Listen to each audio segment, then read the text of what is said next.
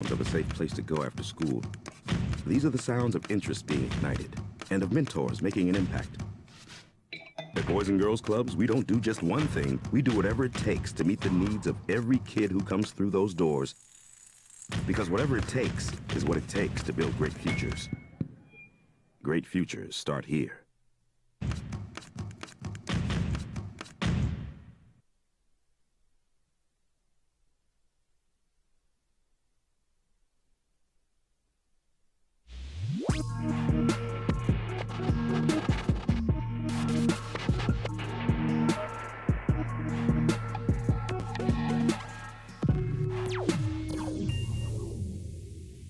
In New Mexico for 5 years running. It's the OD in the AM with Jeff Symbieta and JJ Bug. So I imagine you're going to pile on today, and I understand it. I imagine you'll pile on Jeff Saturday because he's a rookie coach, and clock management at the end of yesterday was brutal. So Monday Night Football, and the clock's ticking, and they have 3 timeouts, and then they're marching down the field to try to tie a game or maybe take the lead with a 2-point conversion. You're watching the Indianapolis Colts, and so you're going to blame it all on Jeff Saturday. And ultimately, I imagine it lies at the feet of your head coach. But you've got a 37-year-old veteran, former MVP quarterback back there who feels to me like he should know better who's running the show out there and didn't call timeout either. This lies perfectly evenly across the board as the Colts watch another one that they could have, and you can argue with me, should have won, fall away to Kenny Pickett and the Pittsburgh Steelers. Good morning to you, and happy Giving Tuesday. It is your opening drive on 95.9 FM and AM 610 Sports Animal. Jeff Symbieta, JJ Buck, how you living? What it do? What town are you in today? We're in Thibodaux, Louisiana. Oh, yeah, I know that hotel room. I recognize Absolutely. That's the same room I stayed in, Thibodaux, Louisiana. JJ's got Lobo women's basketball against Nichols. Are they still Nichols State? Or are they just Nichols? Nichols State. All right, Nichols State tonight here on the Sports Animal as the Lobos try to get over 500 on the season, and JJ's world tour of the southern United States continues. Steph, he's been everywhere, man. He's been everywhere. I know, poor guy. Steph's in for A. Marie today. Good morning to you. Good morning. Thank you for getting. You're like every shift now. You become Vital. I know. Thank goodness he trained him and Bob trained me well. Yeah, no, you're insanely good. So yeah. But I'm going to do the game tonight. So Are you? But I was trying to figure out how to pronounce that name. I was just like, Louisiana. Oh. No. Oh yeah, Thibodeau. Oh yeah, you're in Thibodeau. It's probably not pronounced correctly. I'll talk to someone today. No. I think that's right. But that looks, Is it that looks good. THIBEDEAUX? Is that right? Something weird like that. Well, Yeah. off the top of my Thibodeau. I feel like I got to be like Brian Kelly and be like the family in Yeah, you Thibodeau. got to talk about the family down there, and you better go find yourself some biscuits. Oh, Yeah. could you imagine the food is probably delicious. Is it good? What did you eat last night? Don't tell me you Uber Eats chili last night. Don't. No. Just We had I got hooked up with some Five Guys last night. All right. It was a team meal. Yeah, really? Look Yeah. at you. All right, that's good. All right, well, Steph, thanks for. Gosh, you're working days and nights, and thank you for filling in for A. Marie. It's great, though. Oh, no problem. Thank you. No, Christmas is coming up. Yeah, that's right. That's right. Load her up. What are you drinking? What's your flavor? Santa's sleigh's going to come by here the week out before Christmas. Adrian's producing on the visual medium. That's ProView Networks, Comcast Channel 26 throughout the state of New Mexico. I'm not sure you get it in Thibodaux, Louisiana, but you can find it in Thibodaux, Louisiana on our Facebook page, the OD in the AM. And you can find us at 505-246-0610. That's the number to get in. JJ, busy guest list I put together today. I hope that's okay. Just expecting to speak with Jerry Kill at 7:15, New Mexico State's head football coach, as they are trying to find a game. I don't think it's official yet that they're playing this weekend, let alone what might happen for postseason. So we'll talk to him. 8 o'clock, Nick Carparelli is going to join us. Nick is the executive director of bowl season, formerly the Football Bowl Association. And just kind of talk to him, a little bit specifically about the New Mexico State situation, but the bowl situation overall and where bowls are as we head into bowl season, which will start 2 weeks from this coming Friday with the Bahamas Bowl. So we're going to talk with Nick coming up at 8 o'clock. 9 o'clock, JJ, Darren Thomas is going to be with us. Darren produced a documentary which airs tonight on the Connie Mack World Series and the importance and the history of it up in Farmington, New Mexico. And I haven't seen it. He told me my voice is all over it because I called the championship game this year. But Darren's going to come on and tell you where you can see it. JJ, I'll send you all the info on that, by the way. And then at 9:15, this is Giving Tuesday. And so Britley Scanlon with Special Olympics in New Mexico is going to be with us. And we're going to ask you if you are able to help out Special Olympics on this Giving Tuesday. So that's a guest list for you that we're asking you to work around if you want to get in today at 505-246-0610. All right, did you watch Monday Night Football last night? Oh, I did. So what did you think of the end of that? Were you kind of screaming like everybody else? What are you doing? Where's the urgency? Well, call timeout, do something. Like it was a weird feel, wasn't it? It was, and it reminded me of the situation we watched the very first Monday Night Football game of the season. And the veteran quarterback versus the young head coach. And when we were screaming, the Denver Broncos, Russell Wilson, like, you need to step up. You need to say it's 4th and 5. This is not field goal range. Let's go for it. Right. In a situation you just kind of mentioned, it's Matt Ryan. He's a veteran quarterback. He should be in control of the situation.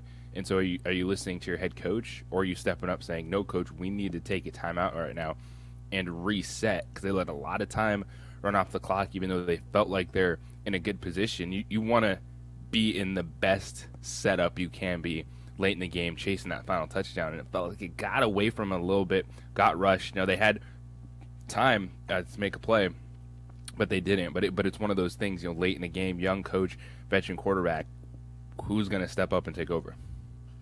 I kind of felt the same way, and I was looking around and thinking, okay, it's going to fall on Jeff Saturday, and I guess ultimately it needs to because he's the head coach. He afterwards basically sat around and defended it that we didn't run out of time. Time wasn't the issue. We just didn't make plays. Well, you could have had more time. You could have certainly. It felt like a timeout after the run, a timeout after Matt Ryan. This was the key. When Matt Ryan ran for the first down, it came up short. He slid. Actually, he dove, and that's one thing I don't understand as a quarterback. So if you slide, JJ, feet first, the ball is marked where it is when you start your slide, but if you dive, it's also, you don't have to be touched when you dive as a quarterback. Every other player, if you dive forward in the NFL, you're not down until you are touched or you stop. It's not where you start your dive, but a quarterback, it's different. I think what I'm going to assume that rule is on that one is, when you dive forward, you're not down where you start, but you're still giving yourself up ultimately in the play. To me, it feels like when you're diving, you're trying to get yards. You're trying to go forward. And they give you those yards. Yeah. But to your point, are you not touched? Was he not? And I think it's kind of, sometimes you see a receiver catch and just fall. Yeah. You still have to be touched down, but essentially giving yourself up. Either way, I thought it was horrible clock management. That is the most. Are they the most? Them and the Rams, right? The most disappointing teams this year. Oh, absolutely. That list is pretty. Denver, the Rams, Vegas, the Raiders, the Colts. Because the Colts, it was another team that we just thought, hey, plug and play, just get stable quarterback play. You're in a division that you should be able to compete with the Titans, with what the Colts have done defensively. You got Jonathan Taylor, and it went south on them quickly. And that's the thing. Matt Ryan is a shell of himself. There's moments you say, okay, that is still a veteran quarterback and get it done. And then you look at the first half last night where the Steelers' defense looked like they turned the clock back. Every time you look up at the TV, the Steelers' offense had the football. You're like, can this Colts team do nothing with the football? This was two bad, below 500 football teams, but you saw the Steelers absolutely dominating that first half. Now they couldn't score touchdowns to really blow the game away in the first half, but that's the game you get when you go in with a 3-1 team and a 4-1 team. Yeah, it's that's what you got on Monday Night Football last night. All right, 505-246-0610. That's how to get here today. 505-246-0610. Your emails will come in. Jeff at sportsanimalabq.com. JJ at sportsanimalabq.com. We're going to get into college football coaching stuff as well. It's funny, JJ. I don't know, funny's not the word. We sat here yesterday at the end of the show, said, we don't expect any Mountain West coaches to be moving, and then Marcus Arroyo got fired. Pretty much, probably was in the meeting when we were saying that. Really surprised UNLV made a move there, but then I learned more about it. New athletic director didn't hire him. I guess they hadn't seen eye to eye, and at $1.55 million, their buyout's like $2.5 million on Marcus Arroyo. Okay. Yeah. And but I got thoughts. Were you surprised? I was. Yeah. Because I think as frustrating as the end of the season was for UNLV, I thought they showed enough progress under Marcus Arroyo to give him some more time moving forward, because it brought in some athletes. You do see some pop with that team, but when you, as you say, you start talking about this scenarios behind the scenes, new AD, maybe they're butting heads a little bit. It's always uncomfortable when you're a coach in one of the high-profile teams that's not having great success and a new AD comes in, because you just never know which way they're going to go. All right. We're going to talk more about it. When we come back, I'm expecting to speak with Jerry Kill, New Mexico State's football coach, on the victory over Liberty, what's coming up next, what went down, Diego Pavia, all that stunning stuff that was so impressive with New Mexico State. That is coming up next. It's the opening drive on 95.9 FM and AM 610, the Sports Animal. How wrestling.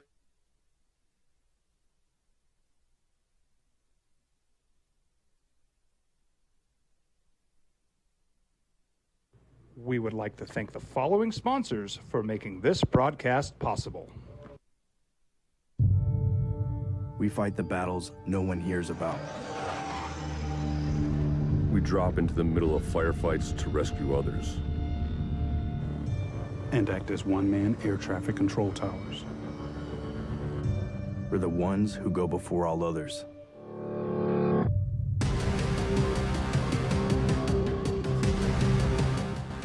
U.S. Air Force Special Warfare are proud supporters of ProView Sports.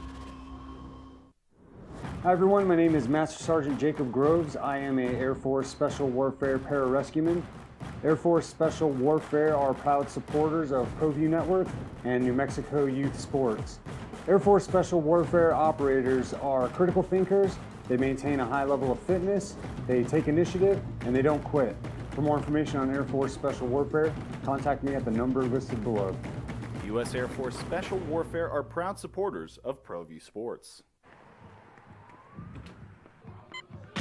These are more than just the sounds of a safe place to go after school. These are the sounds of interest being ignited and of mentors making an impact. At Boys and Girls Clubs, we don't do just one thing. We do whatever it takes to meet the needs of every kid who comes through those doors. Because whatever it takes is what it takes to build great futures. Great futures start here.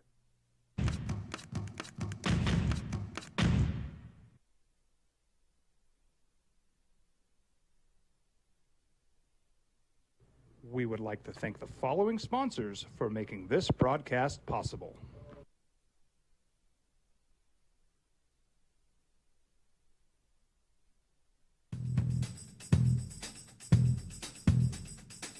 International Protective Services is a proud supporter of ProView Sports and New Mexico Youth Athletics.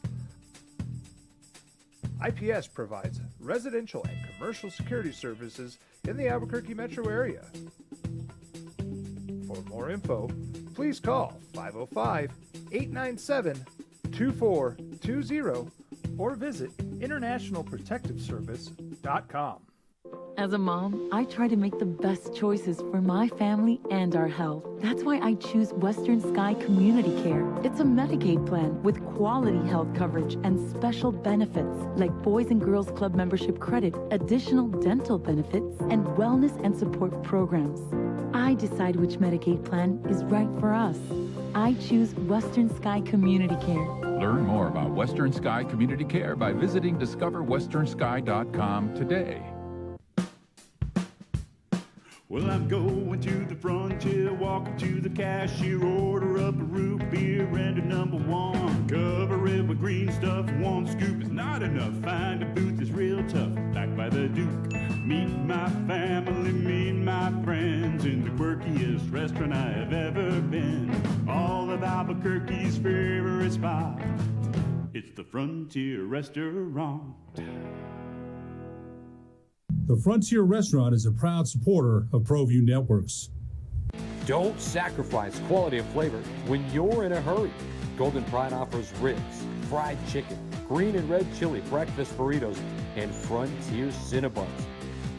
4 great locations, or visit us online at goldenpride@abq.com. Golden Pride Barbecue Chicken and Ribs, proud supporter of ProView Sports Network. We would like to thank the following sponsors for making this broadcast possible. Evergard Roofing and Solar. For nearly 20 years, Evergard Roofing and Solar has been working with New Mexicans to enhance their homes and businesses. For all your roofing and solar needs in New Mexico, call 505-821-9543.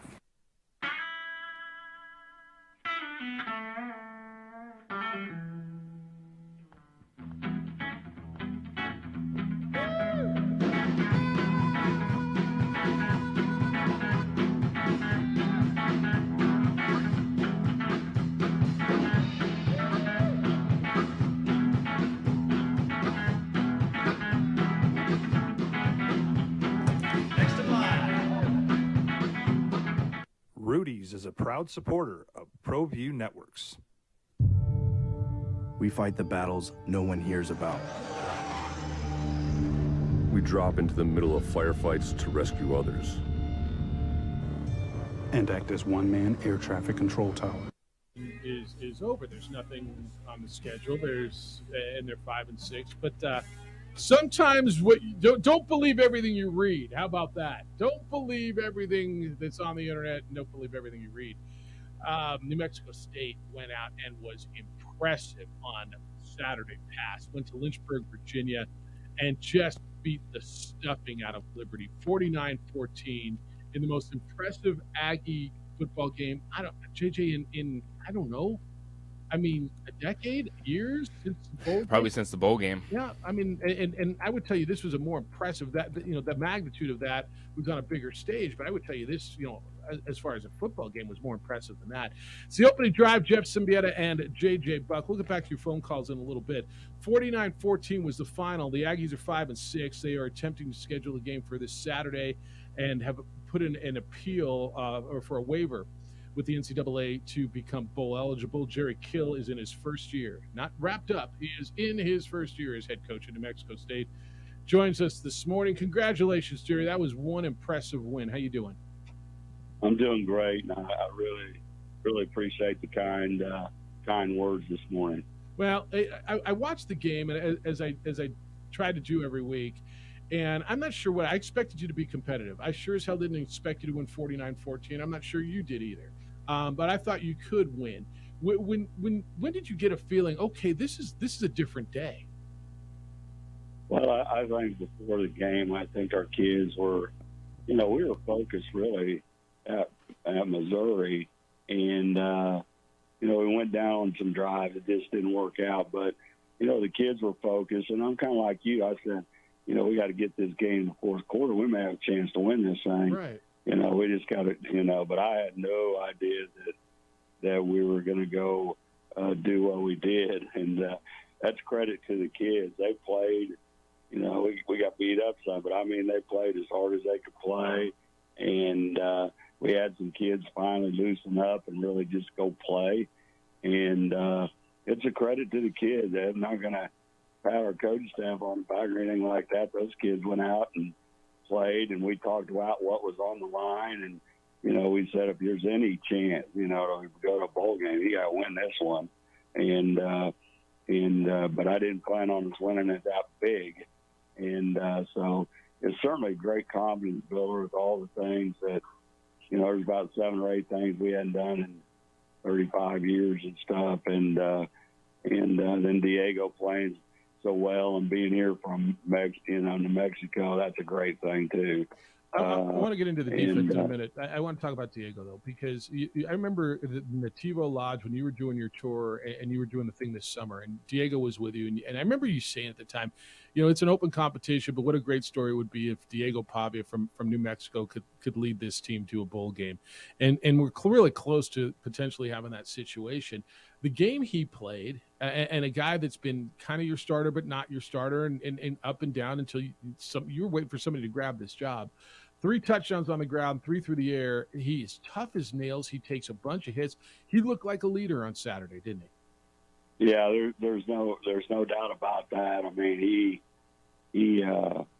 I think that things are starting to come to him. He's learning offense, but more important, he's just a competitive dude. And you go back through the stats. You go back right now, and you go, he's been a pretty accurate passer all year when he's had the time, and he's made mistakes like everybody. But he certainly was the difference in the game, the way he played, because he was the best quarterback on the field without a doubt.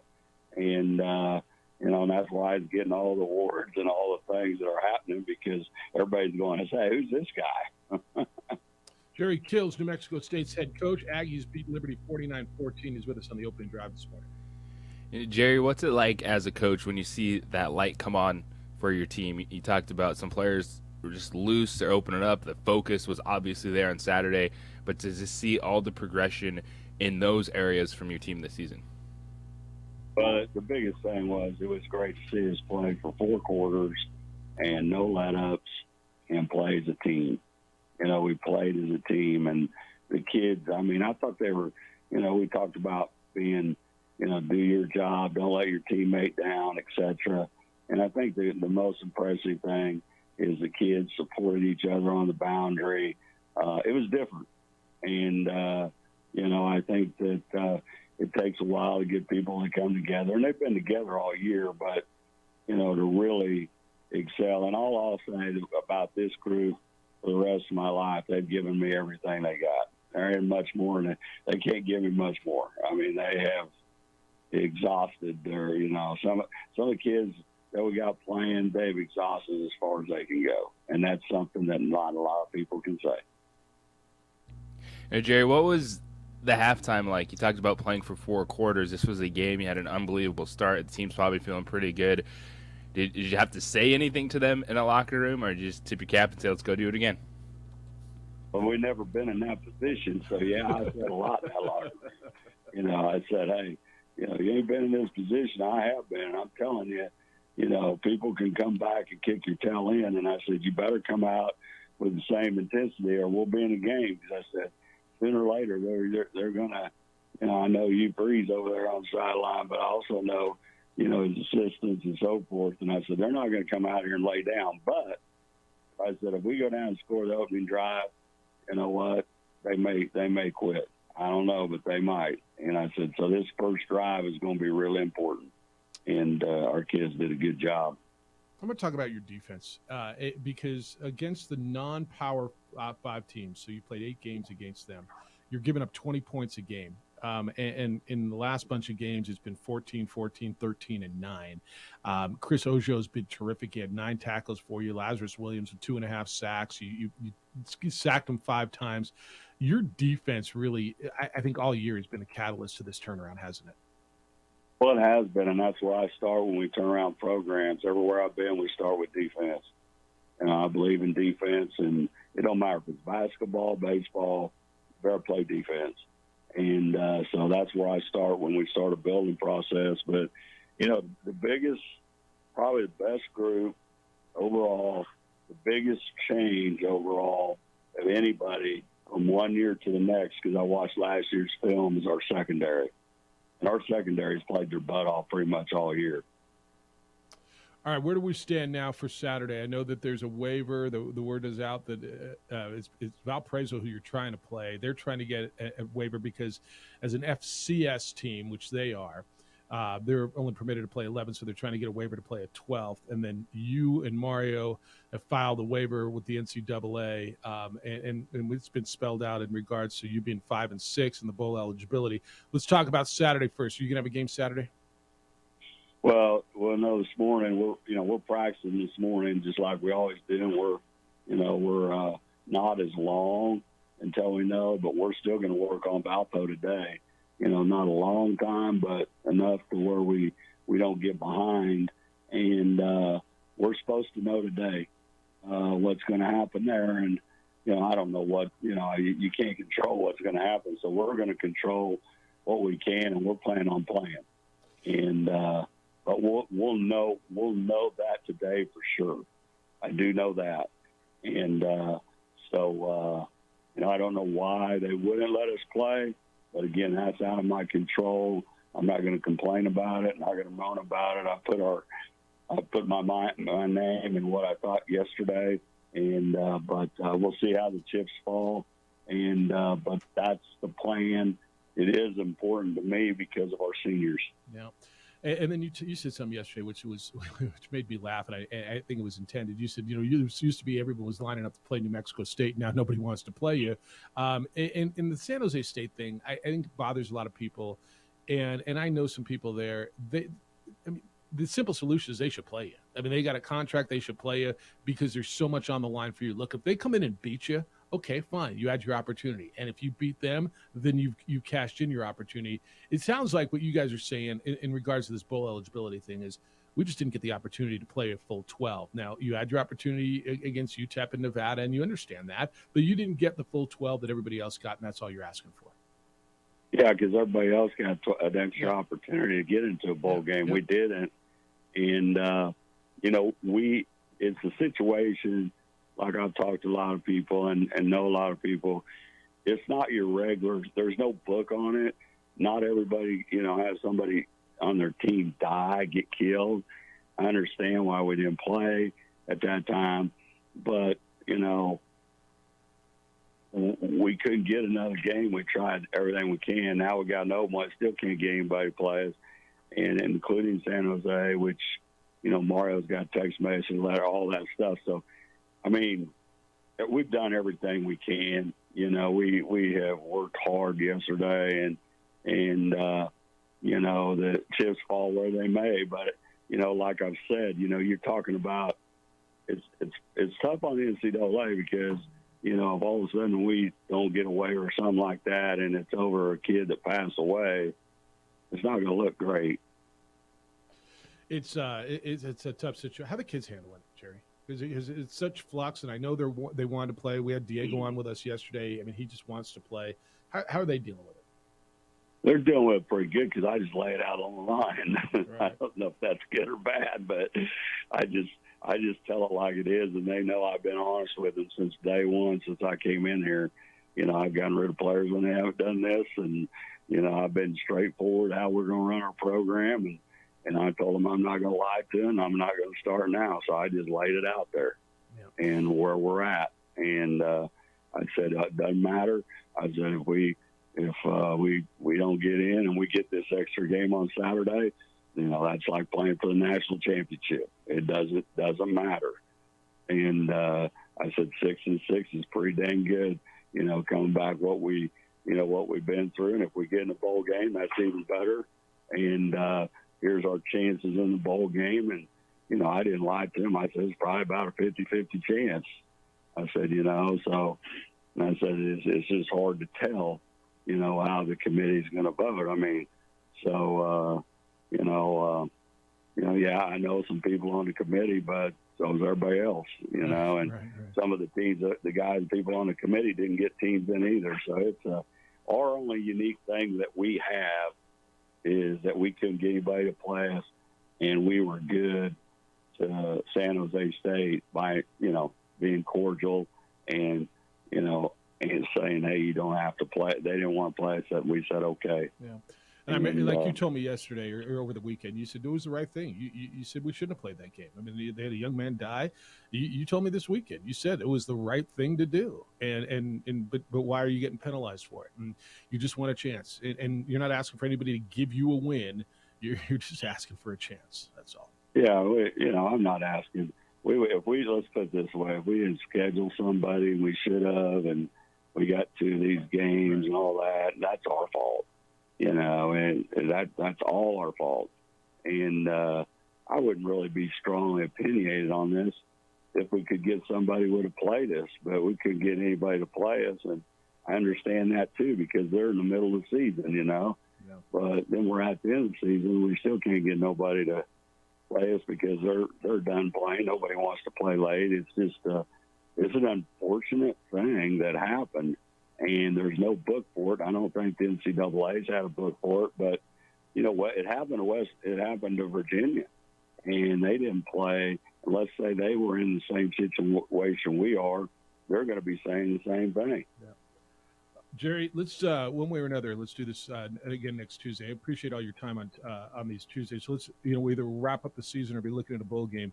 But let's plan on it again one more time next Tuesday. Absolutely, I enjoy talking to y'all. Y'all good people. We appreciate all your time. Good luck. Hopefully there's a game this week, and hopefully this gets resolved the way you guys want it to. And either way, man, great win on Saturday, and this thing feels like it's pointing in the right direction. Enjoy the week. We'll talk to you next week. All right, thank you. Be well. Jerry Kill, the head football coach at New Mexico State. It's crazy, huh? I mean, it's you hear you understand where they're coming from, JJ, right? I mean, you understand where they're coming from. And then the NCAA says, well, we can't give you a win. You got a 6-6 Appalachian State who is in the same boat, but New Mexico State's point is, well, they scheduled the two FCSs. You got Army that might be in the same boat. It's you got an 8-3 James Madison who's applying for a waiver, can't get in. Yeah, they just want their opportunity. There's still a trickle down effect from it. If they give New Mexico State something, then those other teams are going to be asking for the same thing, and it's tough because you don't want to see multiple FCS wins start counting towards bowl games, because then more teams will schedule those games. You can't. You just can't. All right, we can respond to that, 505-246-0610. I want to get into USA versus Iran today, the political piece of that's just gone crazy.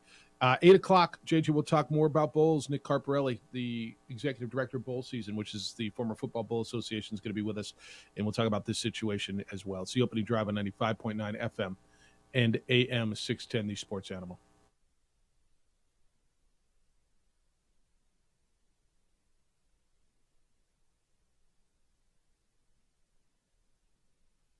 We would like to thank the following sponsors for making this broadcast possible.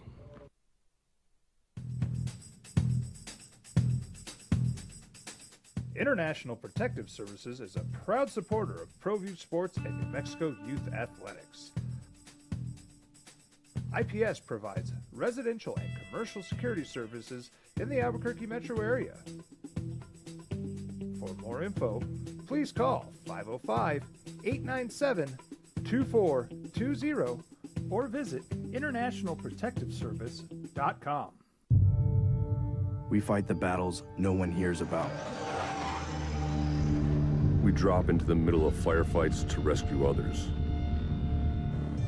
And act as one-man air traffic control towers. We're the ones who go before all others.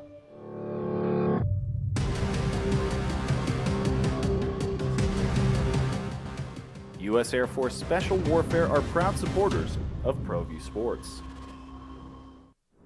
Hi everyone, my name is Master Sergeant Jacob Groves. I am an Air Force Special Warfare pararescueman. Air Force Special Warfare are proud supporters of ProView Network and New Mexico Youth Sports. Air Force Special Warfare operators are critical thinkers. They maintain a high level of fitness, they take initiative, and they don't quit. For more information on Air Force Special Warfare, contact me at the number listed below. U.S. Air Force Special Warfare are proud supporters of ProView Sports.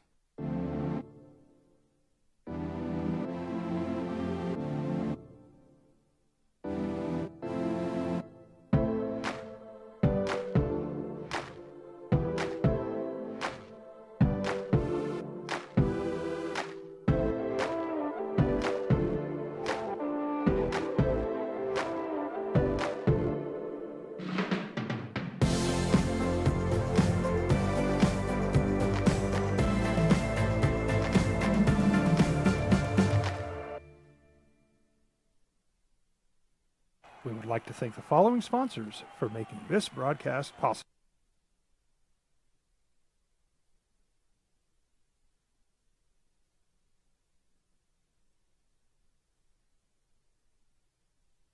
We would like to thank the following sponsors for making this broadcast possible. Dreamstyle Stucco. Stucco is the way to go. A Southwest tradition, beautiful and durable. The perfect combination. Your favorite color, your favorite texture. You're gonna love it when they put it all together. Through any weather, nothing looks better. From the smooth to the rough, they really know their stuff. Nobody does stucco like Dream Style Stucco. As a mom, I try to make the best choices for my family and our health. That's why I choose Western Sky Community Care. It's a Medicaid plan with quality health coverage and special benefits like Boys and Girls Club membership credit, additional dental benefits, and wellness and support programs. I decide which Medicaid plan is right for us. I choose Western Sky Community Care. Learn more about Western Sky Community Care by visiting discoverwesternsky.com today. We fight the battles no one hears about. We drop into the middle of firefights to rescue others. And act as one-man air traffic control towers. We're the ones who go before all others.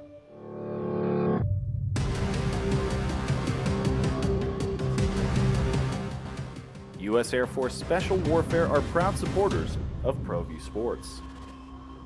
For your business or your home, Valley Fence stands alone. We're number one in New Mexico for a reason. It's the best fence you can own. Proudly serving New Mexico for over 50 years. At Valley Fence, the difference is clear. No fence too big, too small. All right, you're welcome to get in on what Jerry Kill had to say. The Aggies are trying. They're going to find out today if the NCAA grants them their waiver, or more so, really grants Valpo the waiver to come down and play them this weekend. And then going to get to the 6-6. You just can't be, if you're an Aggie fan. And here's the one thing I just caution you: you can't be enamored with the 6-6 and say, "Well, we're bowl eligible," because that will not make you bowl eligible. Well, Jeff, 6-6 is bowl eligible, yes. But only one win versus an FCS in a regular scenario is permitted to count towards bowl eligibility. They would have two. They understand that, hence the waiver. So, JJ, the caution is just be careful on well, if you're 6-6, that doesn't mean automatically bowl eligible. You're 6-6, had a terrific season, considering everything. And also be careful thinking that the New Mexico Bowl has to take the Aggies in that case. Right. There's a lot of people have been pointing at that. Oh, get 6-6, just bring them up to Albuquerque, and there you go. Yeah, there's a lot going on. All right, can I throw a name at you? And I'm not going to take credit for this. In the UNLV scenario, UNLV fired Marcus Arroyo yesterday, their head coach, after 3 years. They have a new athletic director. Can I throw a name at you that this wasn't on my radar, but somebody who I respect a lot, who was in that business, said, if here's what I would do. Would Deion Sanders work there? Would we find in Vegas? Now, I know you're saying, well, he's turning down Colorado. Colorado isn't big enough. Why would UNLV be big enough? Well, it's Vegas. Would that set them up? Vegas is bigger than Boulder, but way bigger than Boulder. If they could find the money to pay him, and they were paying Marcus Arroyo like $1.5 million, 1.6, 1.5, something like that. And what he could do there. And as you've got conference realignment on the horizon and them trying to position themselves, wouldn't you make a run? It wasn't on my radar, and it wasn't my thought, but somebody who I trust and I respect a lot said, this is what I would do. Yeah, you could. I'm sure a lot of schools want to make a run at Deion Sanders, because what can happen? He can just say no. Like, okay, we're on to our next candidate. But what if he said, oh, Las Vegas? That's interesting. It still feels like that if he leaves Jackson State, he's destined for a Power 5 job somewhere if he wants to make that jump. Because you look at what they're doing, they're 11-0. They're playing with the SWAC championship game this weekend, all the buzz, all the hype, and he's backed it up. And so it would make sense for UNLV. It makes sense for Power teams like Colorado. The worst that can happen is they say no. That's right. Derek, how you living in Vegas? What's up? I'm doing well, thank you. How are you? Hope everyone had a good Thanksgiving and happy holidays. You as well. What's up? Well, on this second to last day of November, there are three things I'm 100% positive on. One, only Mariah Carey should sing "All I Want for Christmas Is You." All the other versions are horrible. 2, the entire NFC East is making the playoffs, which is, 4 months ago, people would have thought you're nuts. And 3, the New Mexico Activities Association needs to pull the head out of the sand and fix the high school football playoffs. If I saw correctly, 3 out of the 4 state championship weekend games over the weekend were the better seed had to travel to the higher seed. About all of them. And there were several long trips in there. My son, as you know, plays for Bobby Newcomb down in the Phoenix area. Yep. They're the number 1 seed in 6A. And guess what? They're at home. That's right. The entire playoffs until the state championship, if they get there, which is played at a neutral site, Arizona State, on a championship weekend. Wow, shocking revolution. NMAA, join the other 49 states and have a championship weekend in football. I would love for someone right now to pick up the phone over there in the office, call 246-0610 and talk to the lovely people here on the opening drive. And make it happen. And let's have a nice, civilized conversation on why you guys refuse to have a state championship weekend in football. Appreciate Guys, it. have a great day. Take care, and we'll talk to you soon. Derek. So Derek calling from Vegas, whose kid plays in Arizona, says, why are they doing this in New Mexico? It's not like we've never had this conversation before, right? No, but it's even small changes. Sebastian Rowe, I was talking about last week from ProView Networks, just even staggering the kickoff times on a Saturday to where you don't have all your championships starting at 1 o'clock. And we know it, man. It's big city versus small town mindset. In those towns, they're like, hey, why should Albuquerque get everything? Why should you guys control all this? It's not just that. It's the weird, we played a game here 48 years ago, so now we got to play the other game at our house, even though you're the higher seed. There's a lot of people that are just stubborn. There's a lot of big city versus small town mindset fighting back and forth, and it's unfortunate because the high school football, there's a lot of good stories, but there's still a long way for it to go in New Mexico because there's just, even within some of the classifications, the disparity is huge, man. Like some of these games, like you're not getting a good game until the championship game. Yeah. Well, first of all, I think there's too many classifications. High school football, and there's not even that many in every other sport. It's just football because they separated because of what you were saying as far as disparity. The way I understand it is, I think Sally Marcus wants it, is in favor of everything we've been talking about. It's the coaches and the tradition, and why should we go to Albuquerque? I don't know. Why do you do it for basketball and soccer and track and field and everything else? Hey, they got the best facilities, and I'll ask this question until they put me in a box. Who are we doing this for? And if the student athlete tells me I would rather play a state championship game, and look, the atmosphere at Wilson Stadium was amazing.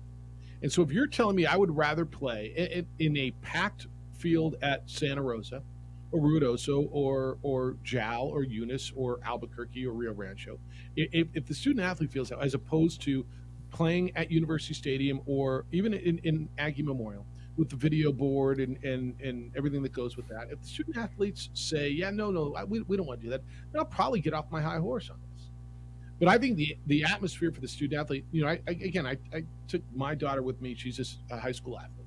She's like, Dad, this would be so cool if it was at University Stadium.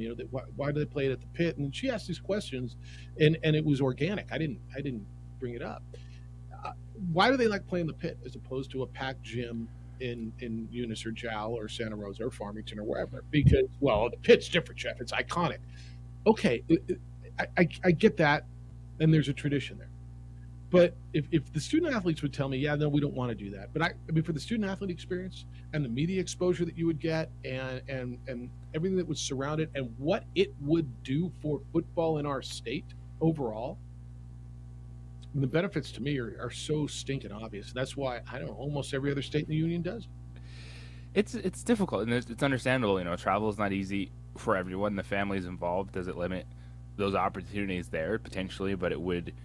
We're just talking for the championship game, and so by time you get to that point, you'd have a week to figure it out.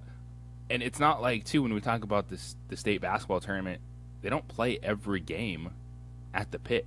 Like they're sending kids to Bernalillo, they're sending kids to the Rio Rancho Event Center. Yeah, that's a good now. point. Yep, it wraps So up. they're not. You don't get to play every game at the pit, and Me those and are Vernon- tournament atmospheres. Me and Vernon were talking about that on Saturday, and we were, I kind of brought up that some of these kids, this is going to be the highest they're going to ever go. That's right. So Most they're of not. them. Yeah, some of them can't get that Most of them, scholarship. yeah. Can't afford to, get the loans to try to go to college. Red shirt. There's so much things to get on it. This might be their only time to play in a university stadium. Yep. Their parents to see them in that big, in a big atmosphere. I mean, it's such a big thing. And then also, there's that freshman that may not know if he wants to play anymore. But then if you get that feeling, that fire burnt under you, you're like, I'm gonna try to make it to college. Like I'm gonna push it to the limit. You're so on. The states in which they do this, and I've told you this. The King Bowl at the Kingdome, the old Kingdome in Seattle, where the whole state would go over there, was just amazing. It was just amazing, and it is that way in other places, and it's kind of like it is, for basketball. Well, we're a basketball state, Jeff. Okay, why can't we be both? Like why can't football be pretty cool too for those who play football? Why can't those who care about football build that as well? I'm not telling you to take anything away from basketball. Just because you like football doesn't mean you're cheating on basketball, right? You're not going out on your love if you enjoy something else. Going back to the phones, I got some comments on the emails as well. When we return, are you sick and tired of living with that back pain, joint pain, knee pain? Of course you are. Joint pain doesn't just keep you from doing what you love. It affects everything, your job, your relationships, even simple things like getting dressed. Time to call QC Kinetics and take care of it. QC Kinetics uses advanced regenerative medicine to restore and repair damaged joint tissue, giving you your life back. Hips, shoulders, elbows, all can be treated with natural biologics from your own body, powerful healing agents and highly concentrated. And so if you're tired of steroid shots that don't work, or if you're trying to avoid surgery, call QC Kinetics now and schedule your free consultation. Learn about these exciting new cutting-edge treatments for pain caused by arthritis or injury. No drugs, no pain meds, no downtime, no surgery. It's all natural treatment that can get you lasting relief. People are raving about the results. Call now. Appointments are available for this week. 505-226-8688. 505-226-8688. QC Kinetics, 505-226-8688. This week.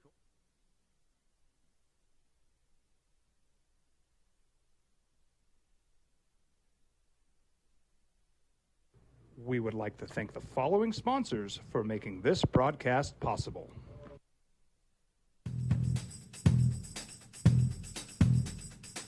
International Protective Services is a proud supporter of ProView Sports and New Mexico Youth Athletics. IPS provides residential and commercial security services in the Albuquerque metro area. For more info, please call 505-897-2420 or visit internationalprotectiveservice.com. We fight the battles no one hears about. We drop into the middle of firefights to rescue others. And act as one-man air traffic control towers. We're the ones who go before all others.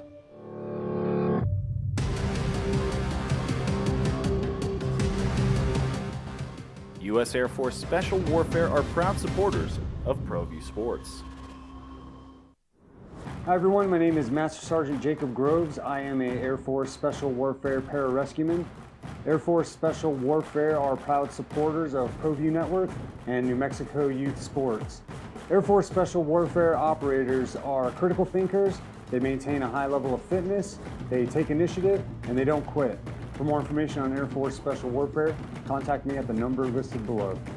U.S. Air Force Special Warfare are proud supporters of ProView Sports. As a mom, I try to make the best choices for my family and our health. That's why I choose Western Sky Community Care. It's a Medicaid plan with quality health coverage and special benefits like Boys and Girls Club membership credit, additional dental benefits, and wellness and support programs. I decide which Medicaid plan is right for us. I choose Western Sky Community Care. Learn more about Western Sky Community Care by visiting discoverwesternsky.com today. We fight the battles no one hears about. We drop into the middle of firefights to rescue others. And act as one-man air traffic control towers. We're the ones who go before all others.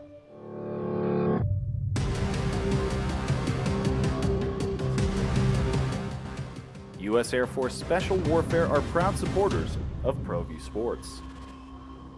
We would like to thank the following sponsors for making this broadcast possible. Everguard Roofing and Solar. For nearly 20 years, Everguard Roofing and Solar has been working with New Mexicans to enhance their homes and businesses. For all your roofing and solar needs in New Mexico, call 505-821-9543. Hi everyone, my name is Master Sergeant Jacob Groves. I am a Air Force Special Warfare Pararescueman. Air Force Special Warfare are proud supporters of ProView Network and New Mexico Youth Sports.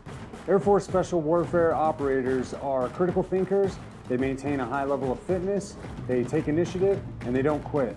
For more information on Air Force Special Warfare, contact me at the number listed below. U.S. Air Force Special Warfare are proud supporters of ProView Sports.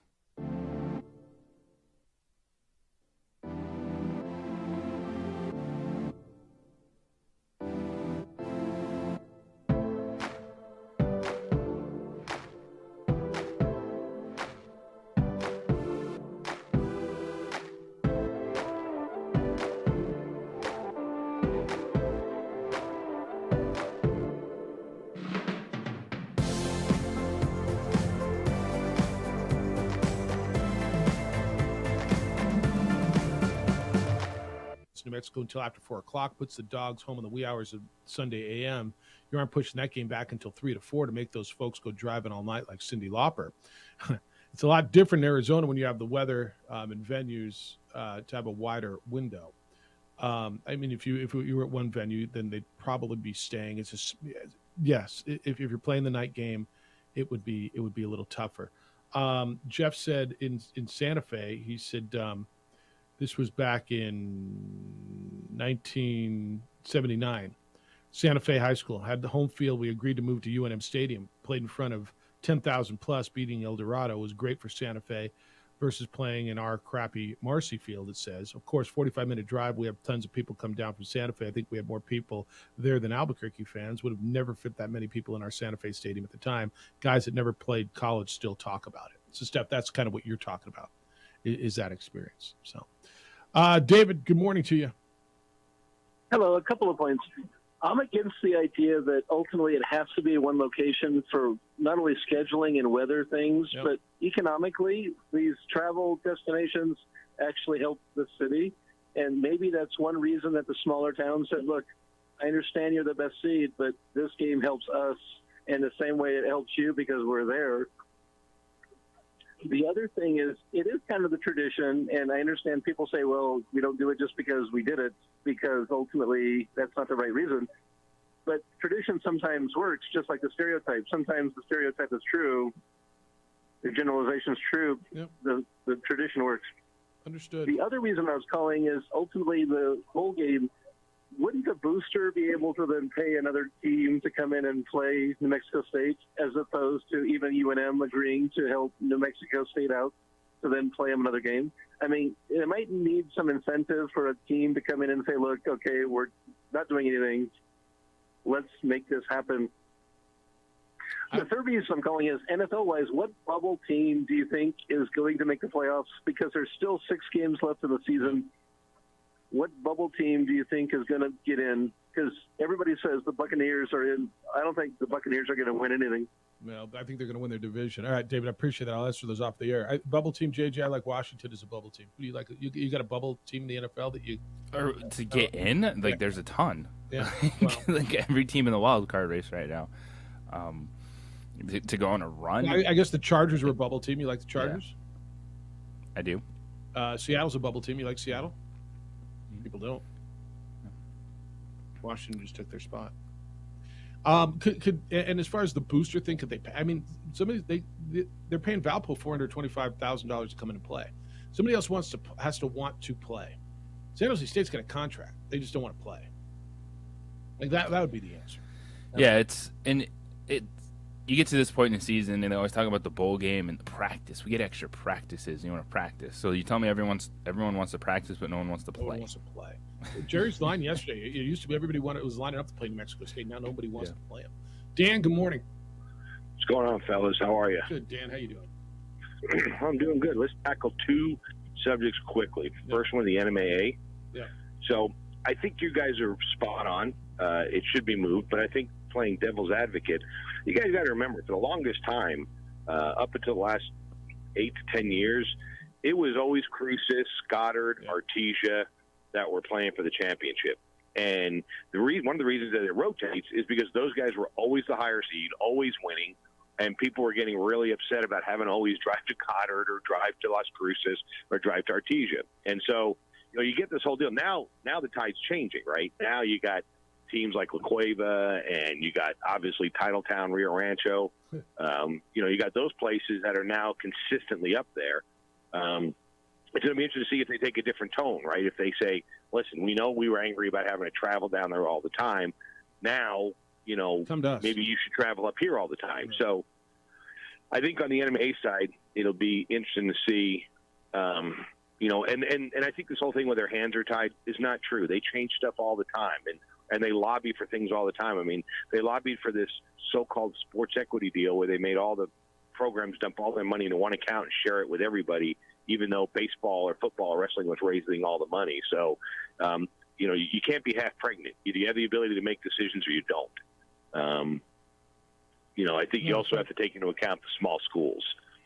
It means, I played for a state championship at a small school, and, you are, playing in front of your fans in your town is something people talk about still to this day. Yeah. Hey, real quick, what's your other point? Because we're up against the music and the top of the hour. Oh, I just think the Aggies should celebrate the unbelievable turnaround and be happy with it and stop complaining and griping about things. I mean, to go from winning 1 and no games a year to being a 5-win team is pretty amazing. They got the right coach moving in the right direction. Yeah, it's been a great year one way or the other. Hey, good to hear you. Don't be a stranger.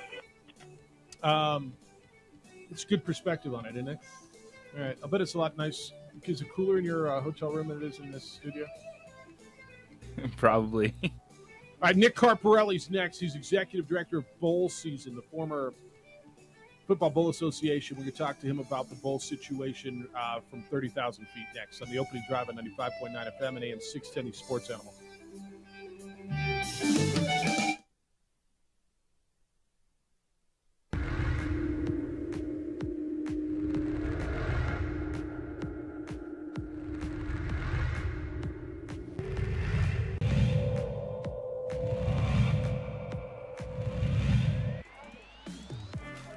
So we approach the halfway point of the second half. Penny Hashkin's behind the defense now. A chance to knot this. It's a 2-goal game as Penny Hashigan gets a beauty from her sister Maddie Hashigan.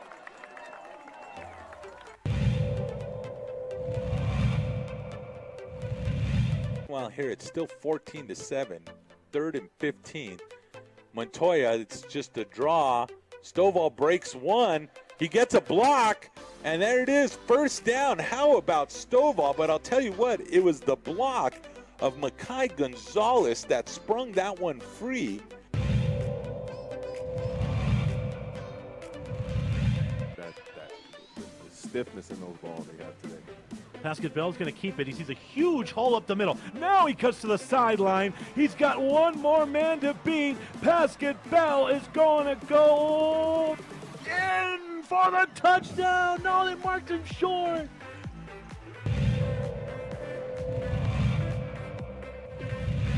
For her team as she feeds that one Wow, great ball, Ed.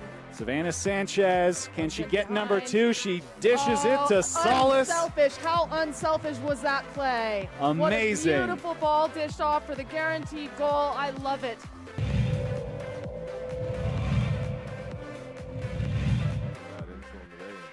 Help these guys out. He's out in motion at the top. They'll hand it up the middle instead. Huge hole. He's shot out of a cannon, and he is in. It's a touchdown for Andres Villalobos.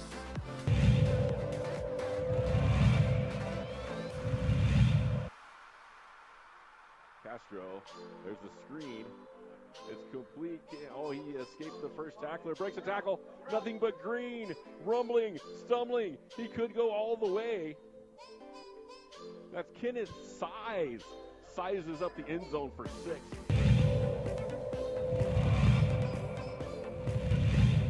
With the body language, Jackson went to the sideline and gave his coach a little bit of a handshake. Interception right into the hands of Gabe Pino, and Pino's off to the races. It's a touchdown for Volcano Vista. It's a pick 6 for Pino.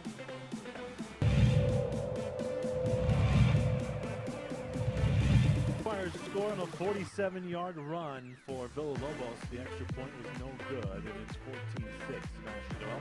Byron Cooper alongside 30-yard line. So this is a start here. And he's going to keep it. This is Cordova looking for some room. Cordova's got some room. He cuts back up the middle. Season is creeping closer and closer, don't we know it? 2 weeks from Friday. Hometown Lenders Bahamas Bowl. They announced the teams yesterday, JJ, and the Duluth Trading Cure Bowl on Friday. And then the 7 games on Saturday. We're off and running, of course, New Mexico Bowl on Saturday, December 17th out at University Stadium. And this coming Sunday is Selection Sunday, where teams will be announced. You got the overseas games were announced. San Diego State and Middle Tennessee will play in the Hawaii Bowl on Christmas Eve. Opening drive, Jeff Symbieta and JJ Buck. We're going to get back to your calls in a little bit. So we spoke with Jerry Kill a short time ago, and you heard him talking about New Mexico State situation and them trying to get the waiver at 5 and 6 in their situation. I just thought it would be a good time to catch up with Nick Carparelli. Nick is the executive director of Bowl Season, formerly known as Football Bowl Association. And it's the association that ties all the bowls together, works together. And Nick's done a really, really, really nice job in his short time as executive director. He joins us on the 377 Brewery Hotline. Good morning, Nick. How you doing? Happy Bowl Season. Hey, Jeff, how are you? Thanks for having me on. No, appreciate you spending some time. All right, so as they stand right now, there's 82 slots for 41 games, 79 slots filled. Buffalo has an opportunity. They beat 2-9 Akron to get to 80, and then we, as of now, would go into the 5 and 7 pool and go by APR. And it looks like the top 4 teams there that would fill the slots would be in order: Rice, UNLV, Auburn, and Michigan State. Do I have that correct? That is correct. All right. What are you understanding on the New Mexico State stuff? What have you heard? I know you've probably talked to Mario and you've talked to the NCAA, as have I, but probably people need to hear it from a different voice at this point. Yeah. Well, first of all, people ask me all the time, what is the NCAA's role in postseason college football, and do they even have a role? We all know that the CFP is managed outside of the NCAA by the 10 commissioners. Bowl season for the most part is as well. The one area where the NCAA is involved is in bowl certification and bowl eligibility. So the rules are pretty clear that you have to be, 6 and 6 or better. Actually, I think the language says 500 or better. So, all the 500 teams need to have a home in a bowl game first. And as you mentioned earlier, 79 of them are 6 and 6 and better. And then all the others that have 5 wins fall into the same pool as far as the NCAA is concerned. So, once you get that pool of 5-win teams, you rank them by the APR, as you mentioned. Rice, UNLV, Auburn, and Michigan State are the top 4.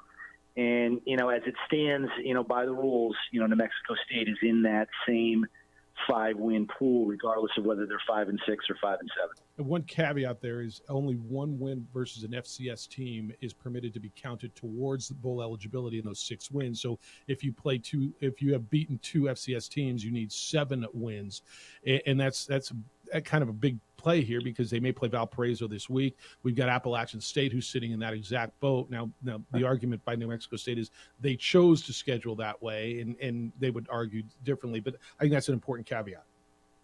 It is for sure, yeah. And there's actually one other team, Army's in that same boat. They're currently 5-6, but they beat 2 FCS opponents.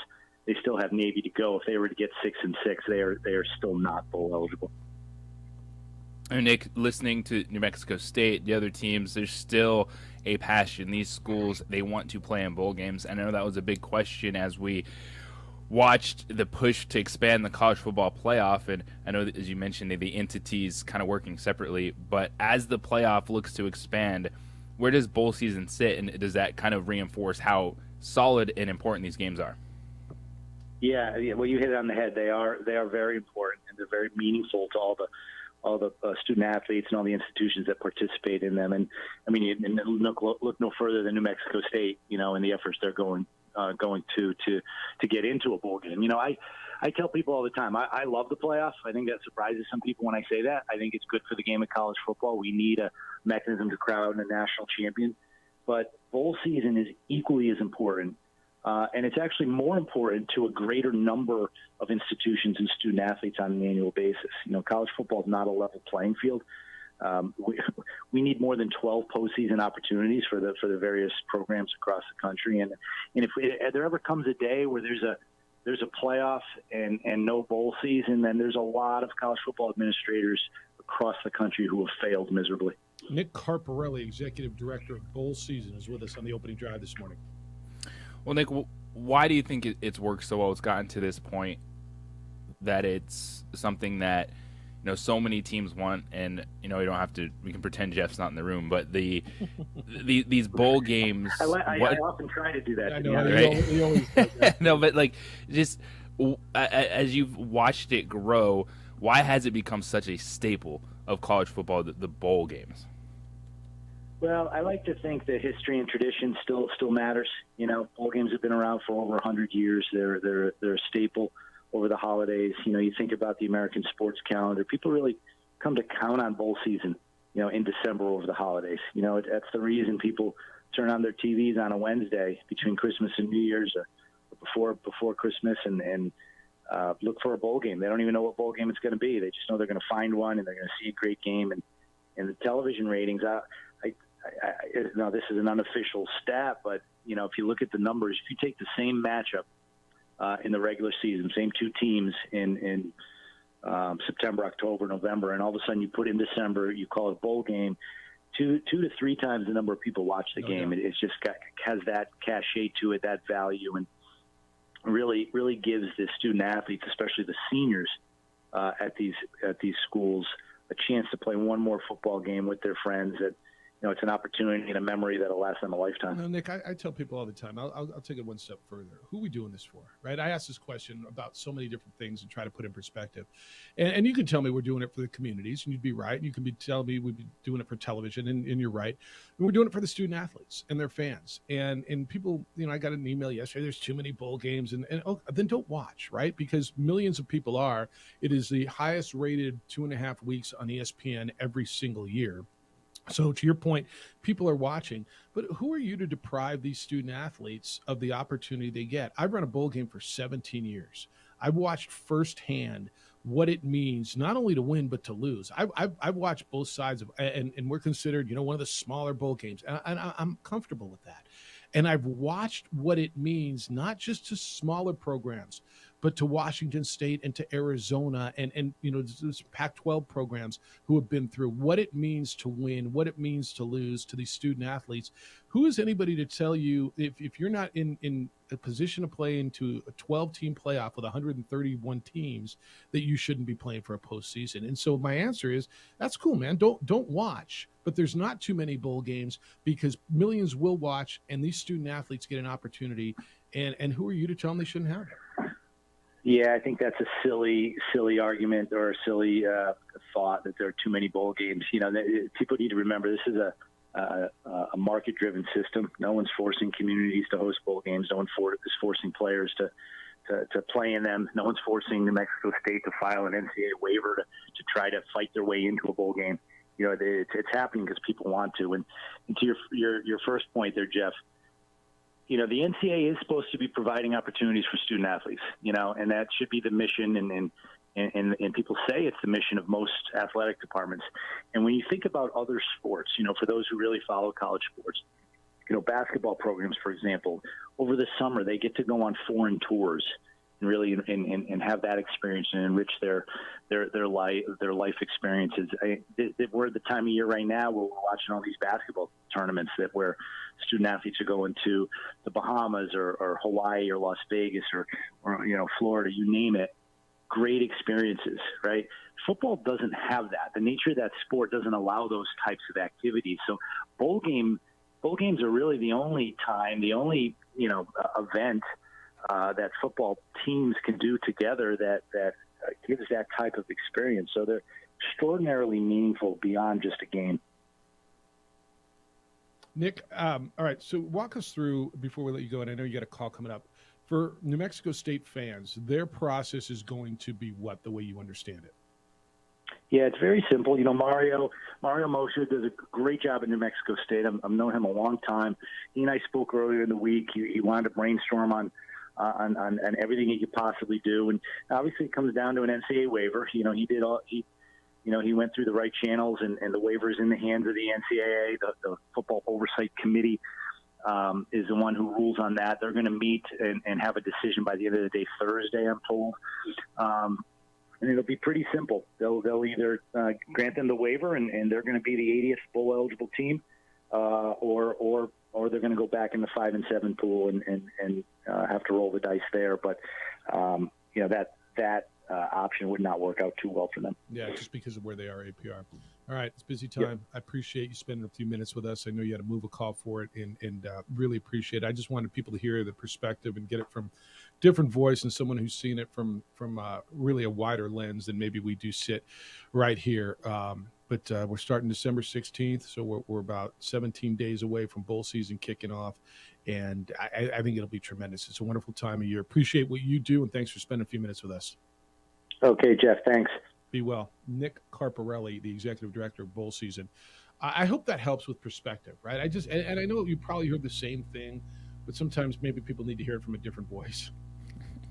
It does. It's talking about why these games matter, and bowl season, a bowl game does resonate different. That's a really good point. Of you probably are watching matchups between teams that you wouldn't maybe turn on in September or October, but you're turning on in December because it's bowl season and it's become part of that sports calendar we always talk about. There's certain times through the year we're expecting certain things, and December is bowl season. Well, I've told you the story of two different athletic directors who came up to me with 2 minutes and change on the clock.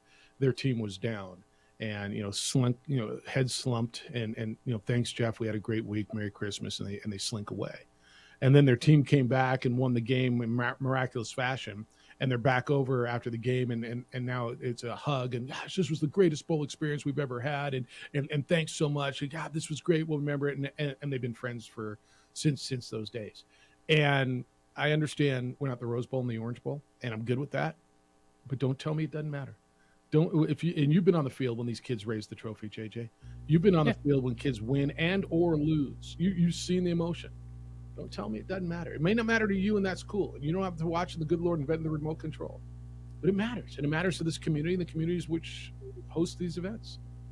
Now, I do think that college football is taking a step in the right direction with the expanded college football playoff, putting more emphasis on winning a conference championship. If you're going to have conferences and play the majority of your games in said conference, but the bowl season still has a meaningful part of it, because even Nick Carparelli just said it. College football, while everyone is playing Division I football, they're not all playing on the same playing field. So you're not getting a 6-18 playoff. You're not getting, an NCAA basketball tournament style playoff, and the ship has long sailed if they were going to do something FCS style. So what do? You have bowl games that teams, that players show up for that matter, that get programs, that get fan bases excited and enjoy the day. All right, you can get in on that if you'd like. 9 o'clock this morning, Darren Thomas is going to be with us. A documentary coming out, and this is going to be, I think you're going to enjoy this, a documentary that's coming on tonight on CBS Sports Network. It's called The Connie Mack, A Community for Competition, a documentary on the Connie Mack World Series. And the producer, Darren Thomas, is going to be with us. And I think this is going to highlight New Mexico again on a national stage. And so we're going to talk to him. 9:15, it is Giving Tuesday. And Brittany Scanlon from Special Olympics New Mexico is going to be with us, and we're going to ask if you are able to help them out today. It's yours until then. 505-246-0610. Jeff, JJ, Steph, and Adrian on 95.9 FM and AM 610, the Sports Animal. This report is sponsored by KF.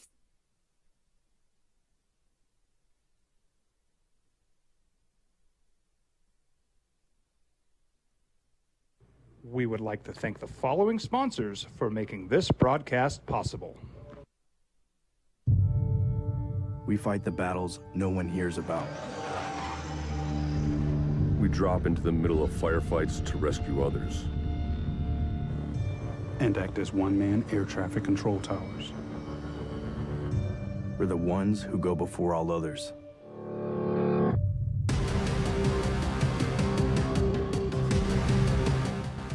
U.S. Air Force Special Warfare are proud supporters of ProView Sports.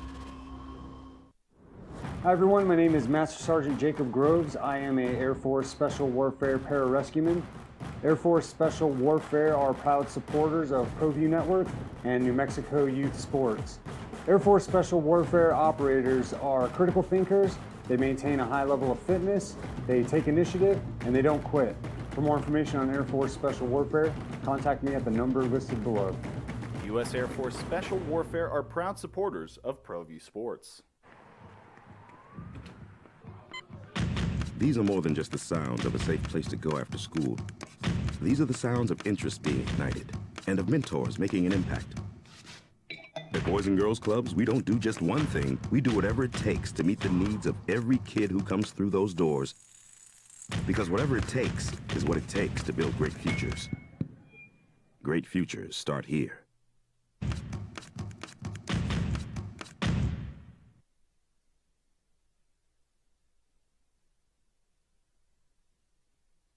We would like to thank the following sponsors for making this broadcast possible.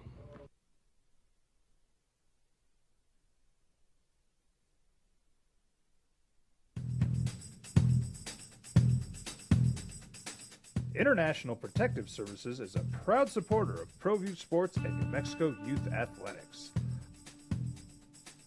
IPS provides residential and commercial security services in the Albuquerque metro area. For more info, please call 505-897-2420 or visit internationalprotectiveservice.com. As a mom, I try to make the best choices for my family and our health. That's why I choose Western Sky Community Care. It's a Medicaid plan with quality health coverage and special benefits like Boys and Girls Club membership credit, additional dental benefits, and wellness and support programs. I decide which Medicaid plan is right for us. I choose Western Sky Community Care. Learn more about Western Sky Community Care by visiting discoverwesternsky.com today. Well, I'm going to the frontier, walking to the cashier, order up a root beer and a number one. Cover it with green stuff, one scoop is not enough. Find a booth is real tough, back by the Duke. Meet my family, meet my friends in the quirkiest restaurant I have ever been. All of Albuquerque's favorite spot, it's the Frontier Restaurant. The Frontier Restaurant is a proud supporter of ProView Networks. Don't sacrifice quality of flavor when you're in a hurry. Golden Pride offers ribs, fried chicken, green and red chili breakfast burritos, and Frontier Cinnabons. 4 great locations, or visit us online at goldenpride@abq.com. Golden Pride Barbecue Chicken and Ribs, proud supporter of ProView Sports Network. We would like to thank the following sponsors for making this broadcast possible. Everguard Roofing and Solar. For nearly 20 years, Everguard Roofing and Solar has been working with New Mexicans to enhance their homes and businesses. For all your roofing and solar needs in New Mexico, call 505-821-9543. Steph and Adrian. JJ is in Thibodaux, Louisiana. You got to get you some good Cajun food, though, while you're down there, don't you? Like something with an X in it. Like you got to go to a restaurant that's got an EUX in the don't you have to? Like when you're here, you got to find some New Mexican food. If you were the voice of Nickel State and you came here and just ate like Jimmy John's or what'd you have last night? Five Guys, right? You got to go find some restaurant with an EUX in it, don't you? Right, you have to find some like, what do they call it? Like a crab boil or like a Cajun food, some gumbo, some something, right? Right. No? Did Sunday night in New Orleans. What'd you have? Oh, you were in New Orleans Sunday night? Yeah. Did you go down the French Quarter? Yeah, ordered up some crawfish etouffee. Etouffee, yeah. Some, crawfish over the dirty rice. Dirty rice and sausage. Yeah, buddy. Okay. Shrimp. So New Orleans is one of the best food cities in America. It was pretty good. Right? It was very good. Yeah, so you went down to the French Quarter and played that game? That's good. That's good. All right, JJ will have Lobo women's basketball versus Nichols State tonight here on the Sports Animal. All right, couple of emails in on what we've been talking about. Todd said Steph Cat sounding good today.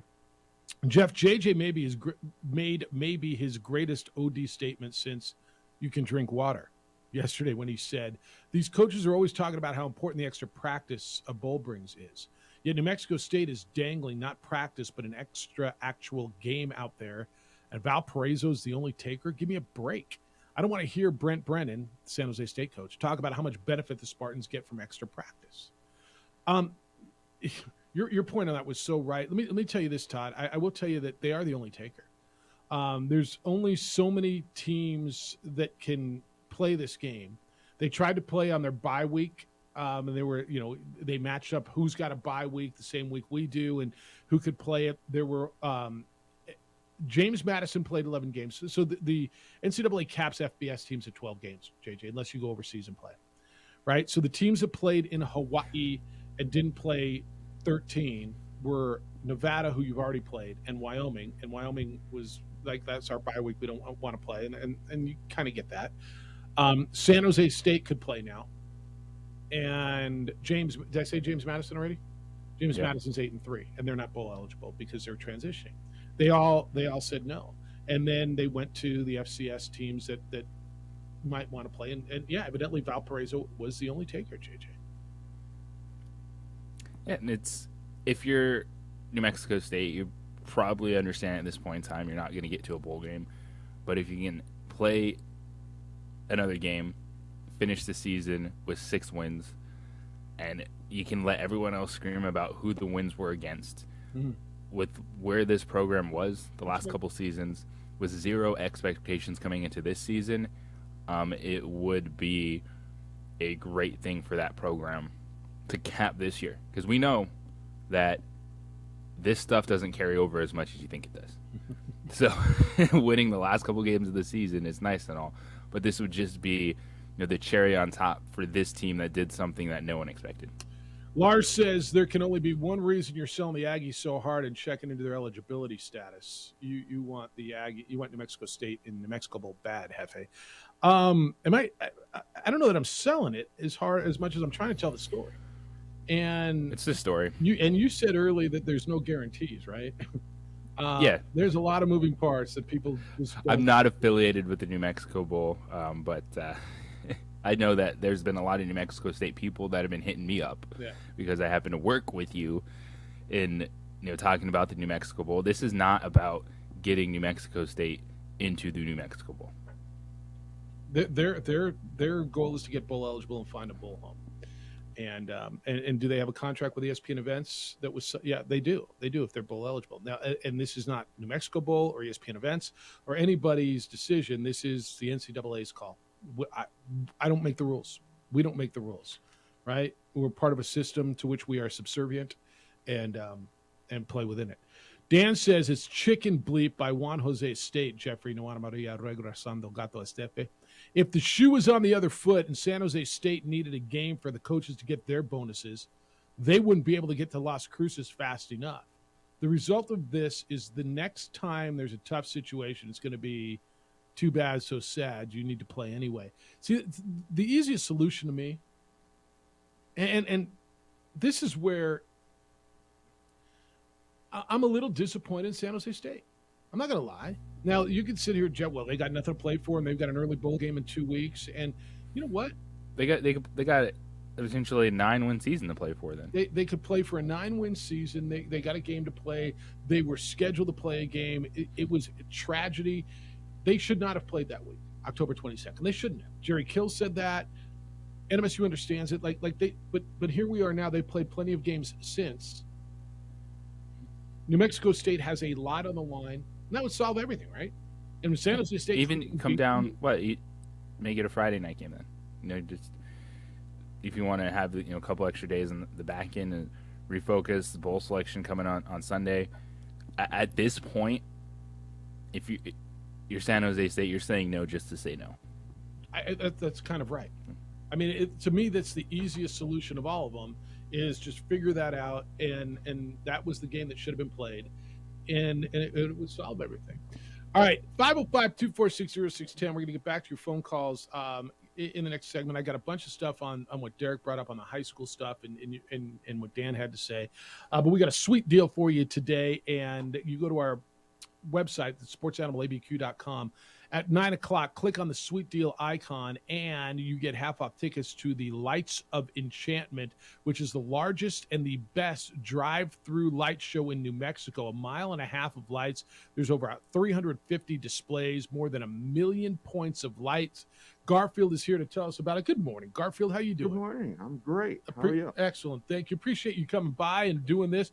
So this is kind of the premier drive-through Christmas light show in the whole Southwest, isn't it? Yes, it is. It's one of the biggest, and we like to have people come out and enjoy themselves. Where is it?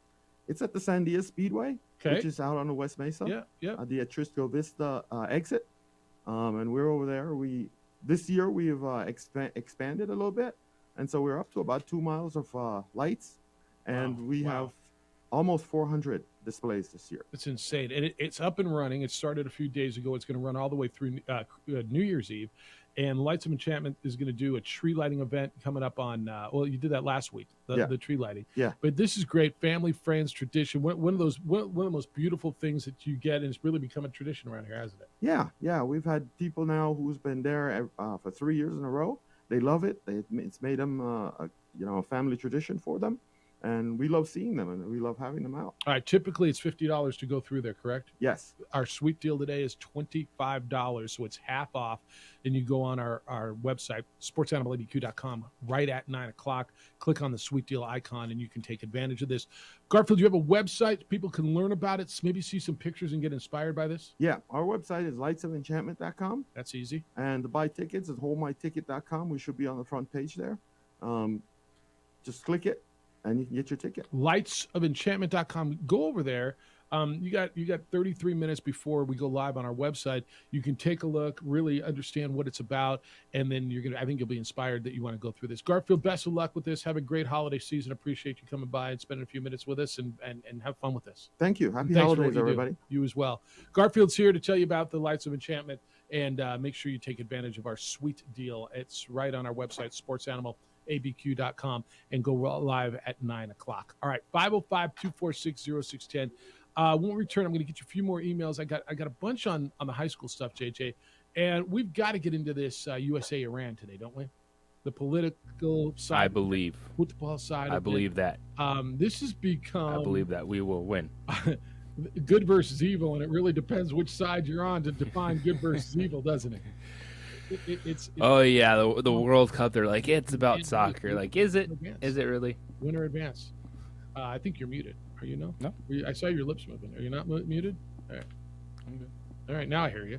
All right. I'm good. Maybe I was just potted down so I didn't interrupt the sweet deal. No, now I got you. All right, JJ, of course, is in beautiful Thibodaux, Louisiana today. He'll have Global Women's Basketball tonight for you on the Sports Animal. All right, so we're going to talk about that when we come back. Hey, if you're in business, hell, you don't even have to be in business. If you're in life, you get it. Computers, network, remote access, everything's vital to how everything operates. Now hackers threaten it all. ABQ IT provides state-of-the-art cybersecurity. ABQ IT. More and more business owners realize that's a necessary part of protecting your data. ABQ IT created a business model that gives you peace of mind, knowing your system is secure. They watch for any activity that's malicious. They protect your operation, keep it working efficiently, and best of all, they do it at one predictable cost. So do you get several bills? One from your internet provider, one from cybersecurity, and another when you buy new equipment? Not anymore. With ABQ IT, there's no hourly rate or labor billing, no hidden fees or out-of-scope charges. Your rate will be predictable each month and will not change. Business owners get a free assessment from ABQ IT. Don't worry about your computer problems again. Visit them online. abq-it.com.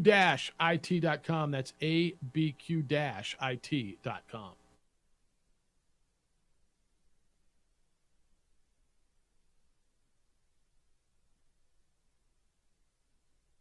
We would like to thank the following sponsors for making this broadcast possible.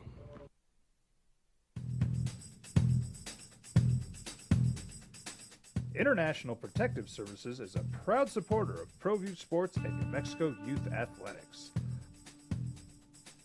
IPS provides residential and commercial security services in the Albuquerque metro area. For more info, please call 505-897-2420 or visit internationalprotectiveservice.com. We fight the battles no one hears about. We drop into the middle of firefights to rescue others. And act as one-man air traffic control towers. We're the ones who go before all others.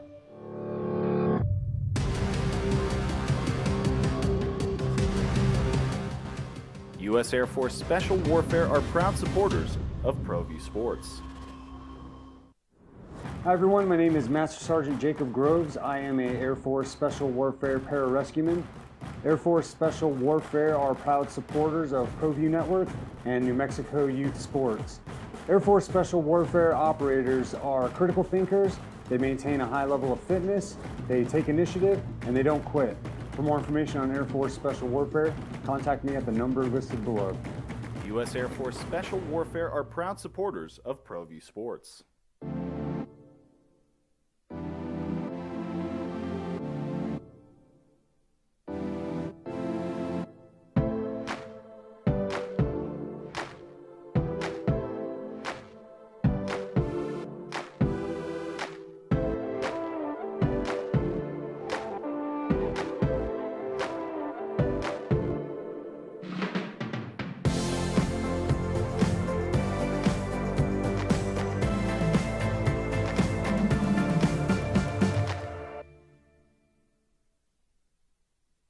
We would like to thank the following sponsors for making this broadcast possible.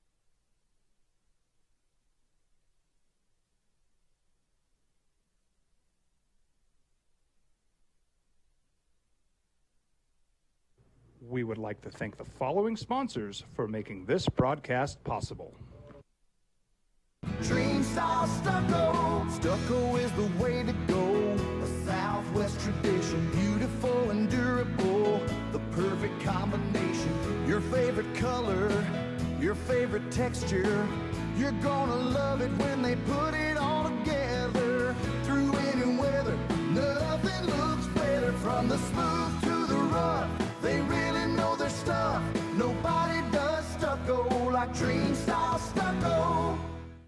As a mom, I try to make the best choices for my family and our health. That's why I choose Western Sky Community Care. It's a Medicaid plan with quality health coverage and special benefits like Boys and Girls Club membership credit, additional dental benefits, and wellness and support programs. I decide which Medicaid plan is right for us. I choose Western Sky Community Care. Learn more about Western Sky Community Care by visiting discoverwesternsky.com today. We fight the battles no one hears about. We drop into the middle of firefights to rescue others. And act as one-man air traffic control towers. We're the ones who go before all others.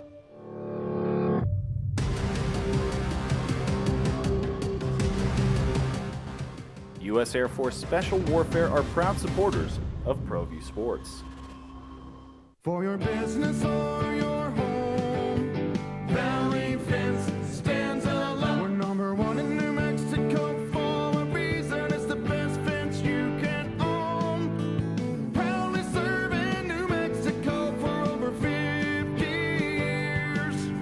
At Valley Fence, the difference is clear. No fence too big, too small, or difficult. We handle them all at Valley Fence Company.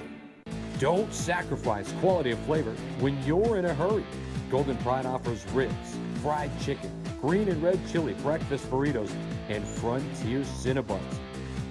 4 great locations, or visit us online at goldenpride@abq.com. Golden Pride Barbecue Chicken and Ribs, proud supporter of ProView Sports Network.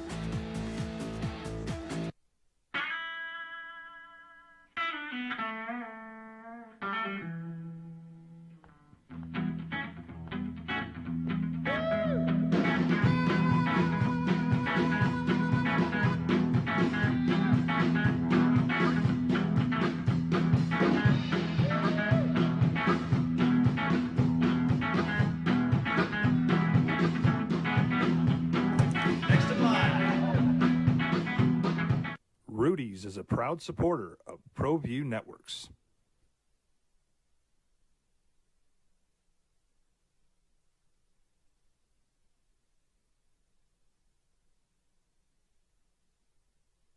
We would like to thank the following sponsors for making this broadcast possible.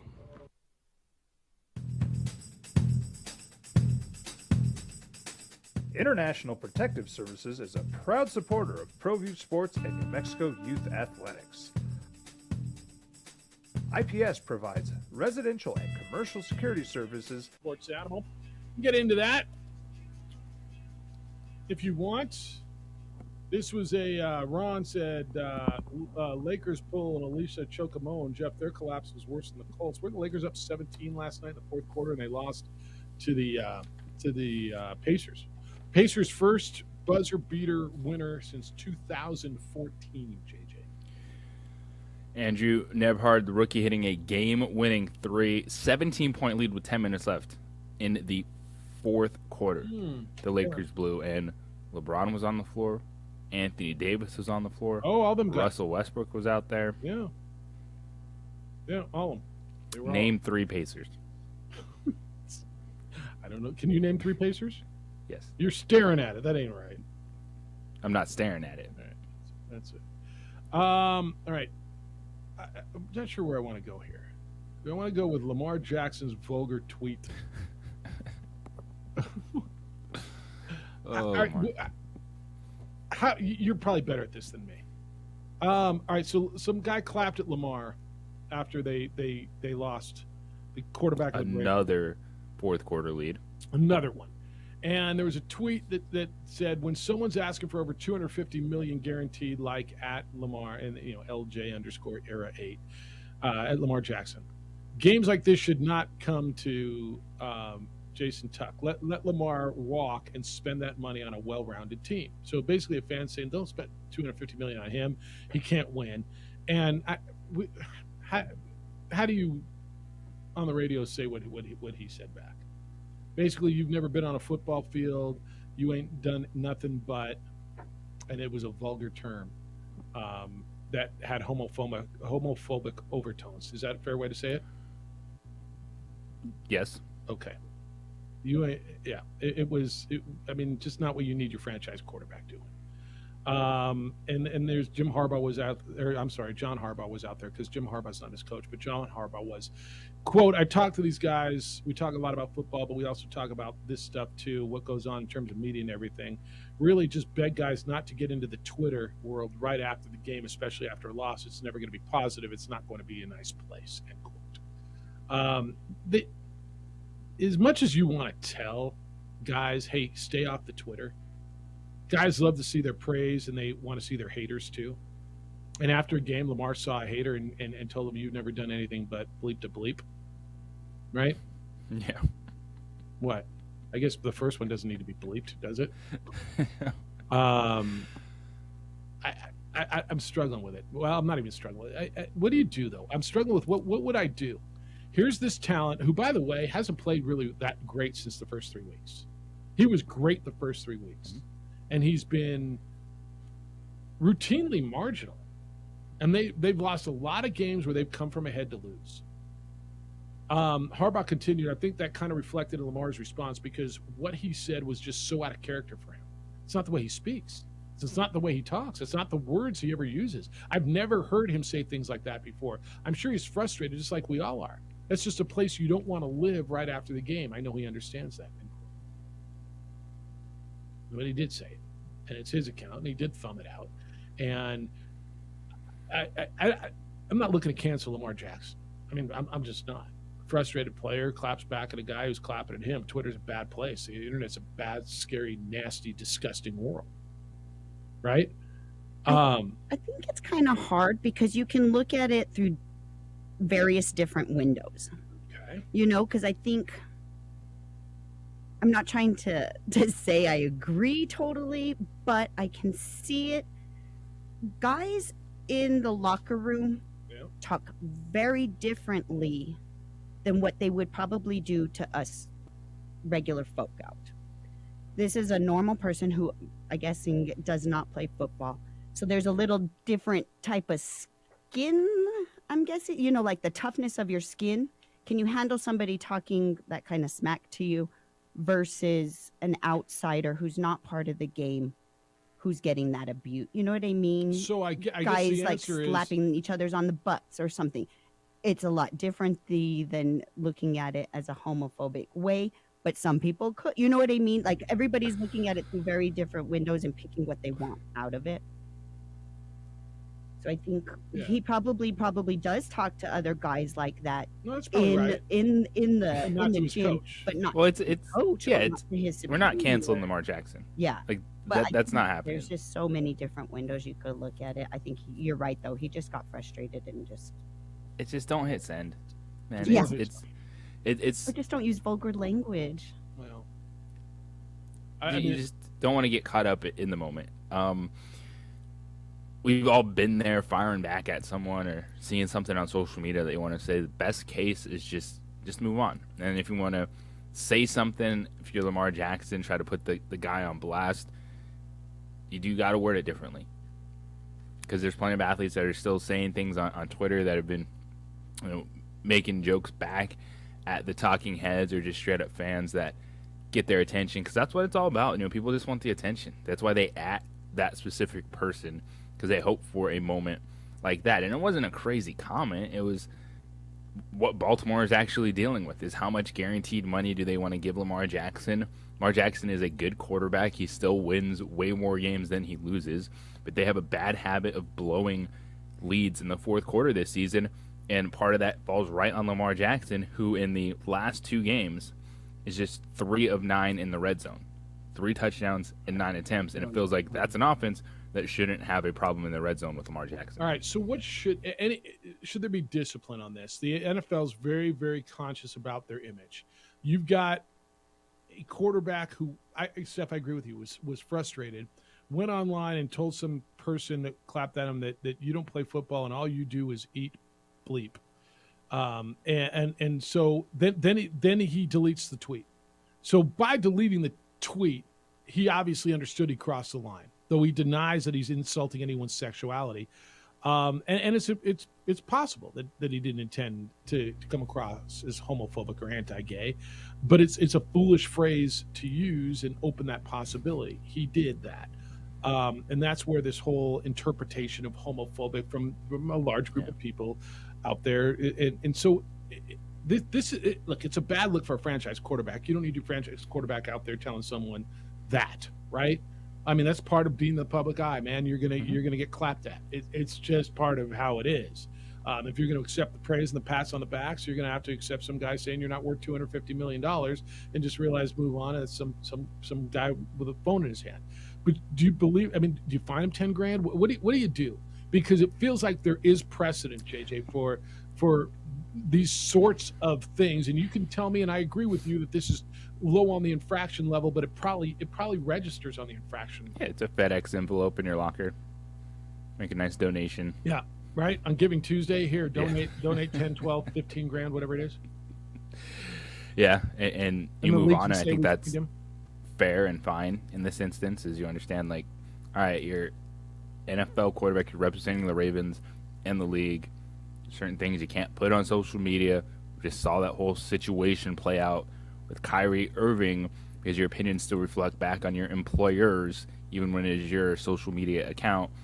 FedEx envelope, move on. All right. Wayne, stand by. I want to get to you. I got to hit this break, and we'll go to the phones when we come back. 9 o'clock, we're going to talk with Darren Thomas, the producer of the documentary about the Connie Mack World Series up in Farmington, which is really cool. I'm going to tell you about New Mail because a lot of men and women struggle with hair loss stuff. They don't know where to go. Not that you do. I might have, like hair loss. Thinning hair, don't know what to do? Call New Mail. They've got great treatments, cutting-edge treatments can reverse that trend and restore your hair. They'll give you the option. The medical professionals walk you through the process. You can choose what's best for you, from platelet-rich plasma hair therapy, which uses your own platelets to stimulate stem cells deep in your hair follicle, stops hair loss, regrows hair. They have an FDA-cleared clinical hair restoration laser, proven to regrow hair. They have NeoGraft hair transplants, which produce natural results in less than a week, and there's no linear scarring. The number is 505-652-1688. 505-652-1688, or online at Newmail, NUMALE.com. Fellas, This Newmail, report is sponsored by Indeed.com. Make better hiring your first New Year's.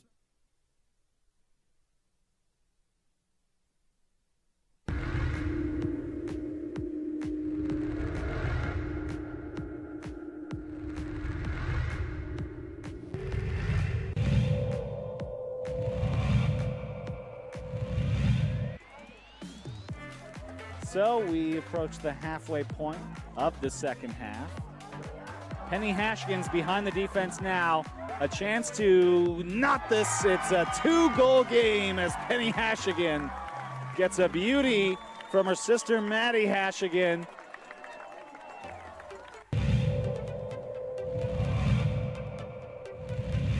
Well, here it's still 14-7, 3rd and 15.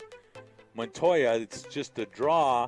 Stovall breaks one. He gets a block, and there it is, first down. How about Stovall? But I'll tell you what, it was the block of Makai Gonzalez that sprung that one free. The stiffness in those balls they have today. Pascal Bell's going to keep it. He sees a huge hole up the middle. Now he cuts to the sideline. He's got one more man to beat. Pascal Bell is going to go in for the touchdown. No, they marked him short.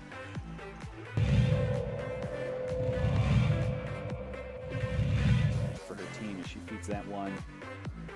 Wow, great ball, Ed. Savannah Sanchez, can she get number 2? She dishes it to Solis. Unselfish. How unselfish was that play? Amazing. What a beautiful ball dished off for the guaranteed goal. I love it.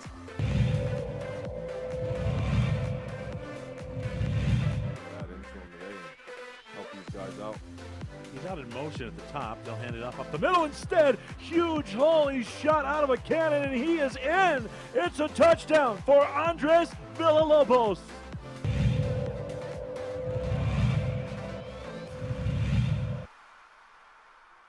Castro, there's the screen. It's complete. Oh, he escaped the first tackler. Breaks a tackle. Nothing but green. Rumbling. Stumbling. He could go all the way. That's Kenneth Size. Sizes up the end zone for 6.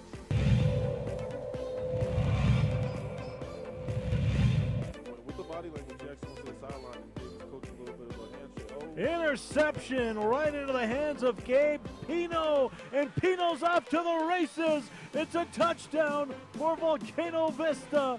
It's a pick 6 for Pino.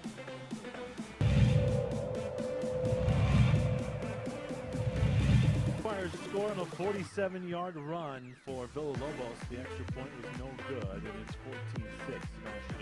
Byron Cooper alongside 30-yard line for this one starter. And he's going to keep it. This is Cordova looking for some room. Cordova's got some room. He cuts back up the middle. Can they chase him down? No. T-Sizzle is going to the house. It's a touchdown for Tristan Cordova. Every time I say Cordova.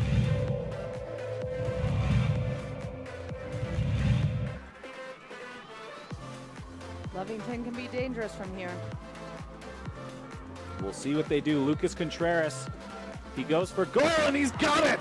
He's done that twice in his career, and this time it puts his team ahead on the Hope Christian Huskies.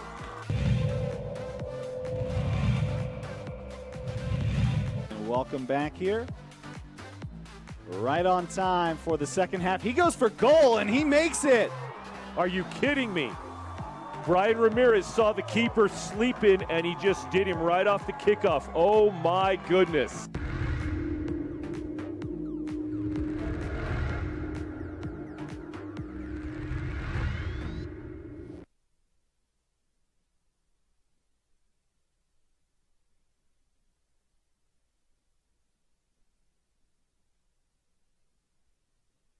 We would like to thank the following sponsors for making this broadcast possible. We fight the battles no one hears about. We drop into the middle of firefights to rescue others. And act as one-man air traffic control towers.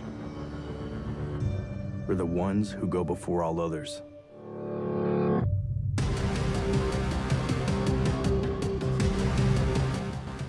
U.S. Air Force Special Warfare are proud supporters of ProView Sports.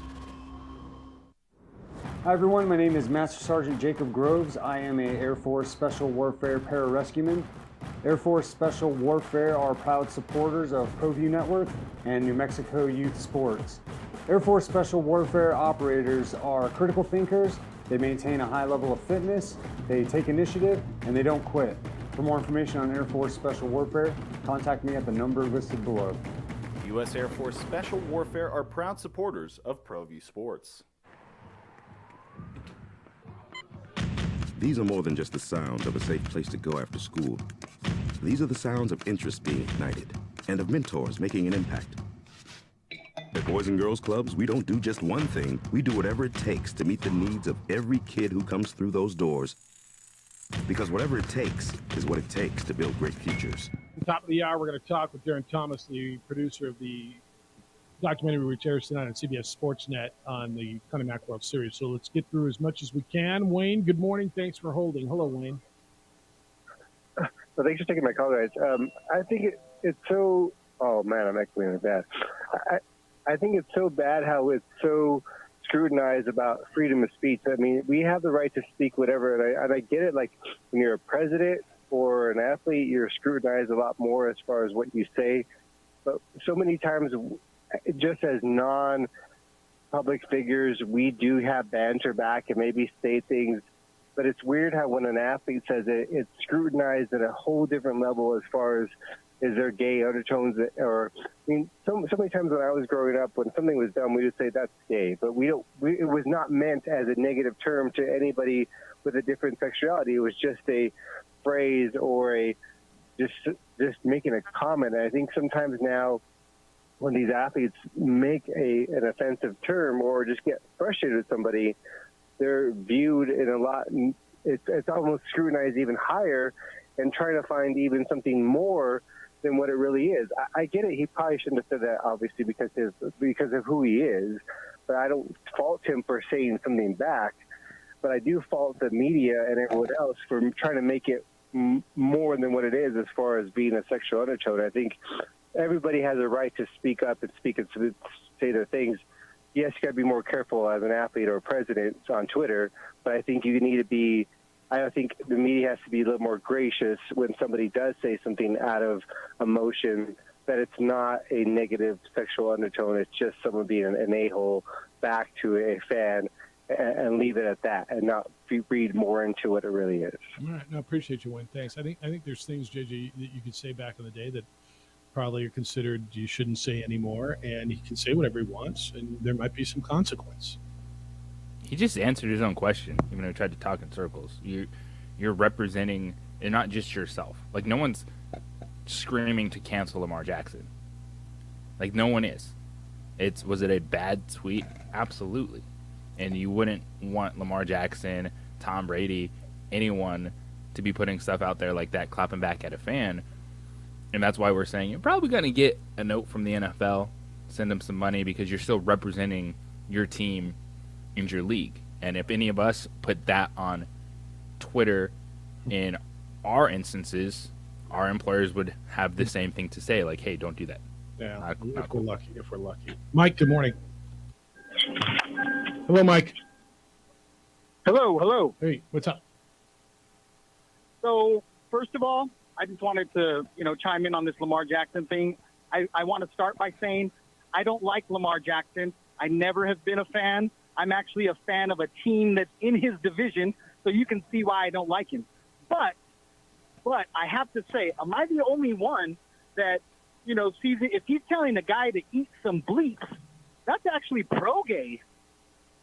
No, he said that's all You know you. what I No, he didn't say that. He said that's all you've ever done is do that. You've never played the game, and all you do is that. Yeah.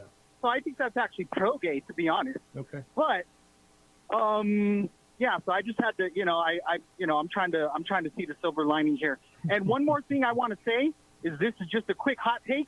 The Browns go 6-0 with Deshaun Watson and squeak into the playoffs because all these people that are speaking negatively on my quarterback, Deshaun Watson, have never had a massage with happy ending, and it shows. Thank you, sir. And it shows like that's some. I'm not even sure, Steph. How should I take that? All right, never mind.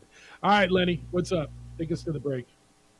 This is an interesting phone call. I'm going to leave Deshaun Watson with this easy. I'm going to put him in with Kyrie Irving. When you have a family member as your agent, this is how you act. Okay. I'm going to leave it at that. All right. Deshaun Watson played himself out of a $250 million contract because he's having a bad year, and he shows he can't throw. Deshaun Watson or Lamar Jackson? I mean Lamar Jackson. Sorry. All right. Because Deshaun Watson hadn't played at all, and he got him into it. Now let's just move on to. I'm glad the Chargers got the memo that they needed to win last week, or the season was over. Yep. Now they need to win this week. The best team that's going to come out of the AFC, if they're completely healthy, is going to be the Bengals. Right. They got the offense and the defense to compete with Kansas City once Jamar Chase is back. And don't discount Boyd and T. Higgins to still carry him without Jamar Chase. All right. That's good. And my last thing is, it's not over until the fat man sings. I'm already saying congratulations to Danny Gonzalez for bringing in an offensive coordinator whose highest point total was 9 points. Gotcha. Enjoy the day. Okay, so if he's going to come back next season, it's great for me only because I made a good amount of money betting him all season long. All right. Got to hit the break. But if you're a booster, how do you put money into a team like that has regressed over the past 2-3 seasons? I got to go. I appreciate you. I'm not cutting you off because you totally changed the topic. I know. We're at the You top guys of the have a hour. good one. It's the opening drive. Coming up next, we're talking Connie Mack World Series and a Community for Competition on CBS Sports Network coming up tonight. I'm Omar.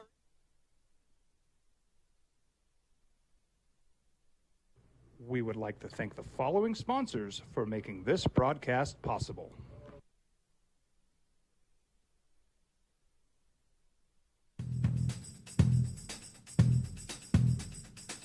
International Protective Services is a proud supporter of ProView Sports and New Mexico Youth Athletics. IPS provides residential and commercial security services in the Albuquerque metro area. For more info, please call 505-897-2420 or visit internationalprotectiveservice.com. As a mom, I try to make the best choices for my family and our health. That's why I choose Western Sky Community Care. It's a Medicaid plan with quality health coverage and special benefits like Boys and Girls Club membership credit, additional dental benefits, and wellness and support programs. I decide which Medicaid plan is right for us. I choose Western Sky Community Care. Learn more about Western Sky Community Care by visiting discoverwesternsky.com today. Well, I'm going to the frontier, walking to the cashier, order up a root beer and a number one. Cover it with green stuff. One scoop is not enough. Find a booth is real tough. Back by the Duke. Meet my family, meet my friends in the quirkiest restaurant I have ever been. All of Albuquerque's favorite spot. It's the Frontier Restaurant. The Frontier Restaurant is a proud supporter of ProView Networks. Don't sacrifice quality of flavor when you're in a hurry. Golden Pride offers ribs, fried chicken, green and red chili breakfast burritos, and Frontier Cinnabons. 4 great locations, or visit us online at goldenpride@abq.com. Golden Pride Barbecue Chicken and Ribs, proud supporter of ProView Sports Network. We would like to thank the following sponsors for making this broadcast possible. Everguard Roofing and Solar. For nearly 20 years, Everguard Roofing and Solar has been working with New Mexicans to enhance their homes and businesses. For all your roofing and solar needs in New Mexico, call 505-821-9543.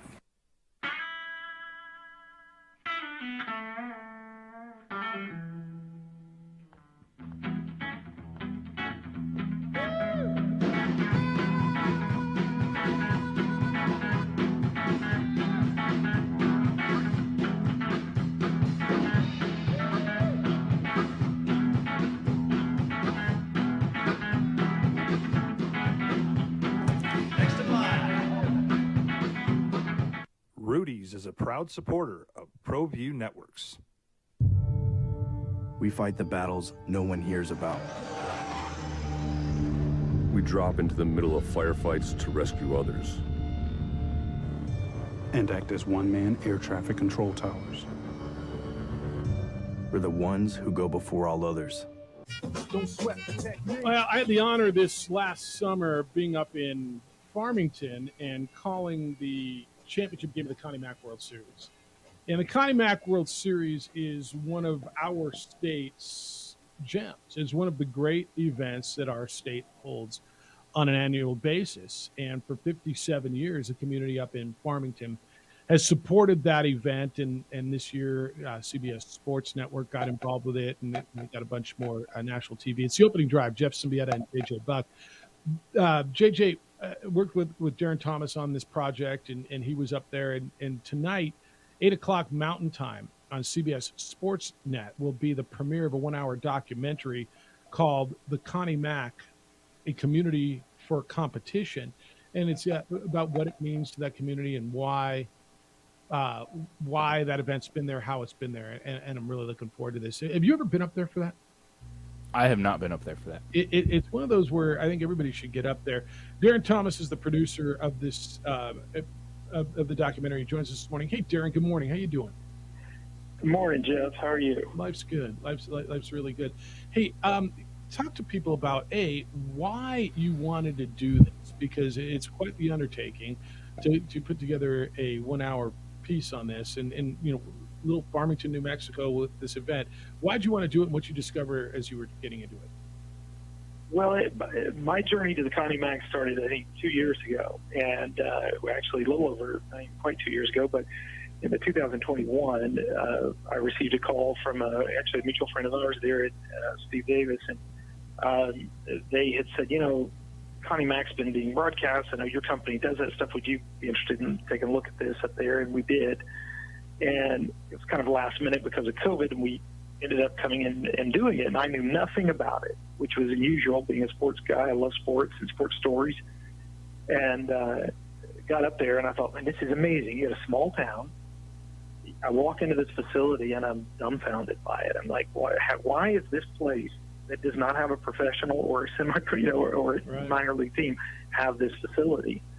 And over the day of my first walkthrough there, they began to tell me the story. And the story was even more, you can't make this stuff up. And that's what we love about sports. There are great stories behind it. And so we did it last year. It was amazing. And and this year, I said, let's try to go after some national TV. And we worked with CBS Sports. We have a 3-year deal with them to broadcast the finals. And then this year they called me after the finals, literally the day after, and said, hey, we're going to give you an hour. You got an hour. Do something about the Connie Mack. We won't interfere, which is, as well as I do, Jeff, that's like, yeah. I mean, I just gave you an hour of TV. Turn it in, and we'll air it. It's like, wow, that's what. But it's like when you do a documentary and you're starting where you're starting from. We had all the clips of this year from the game.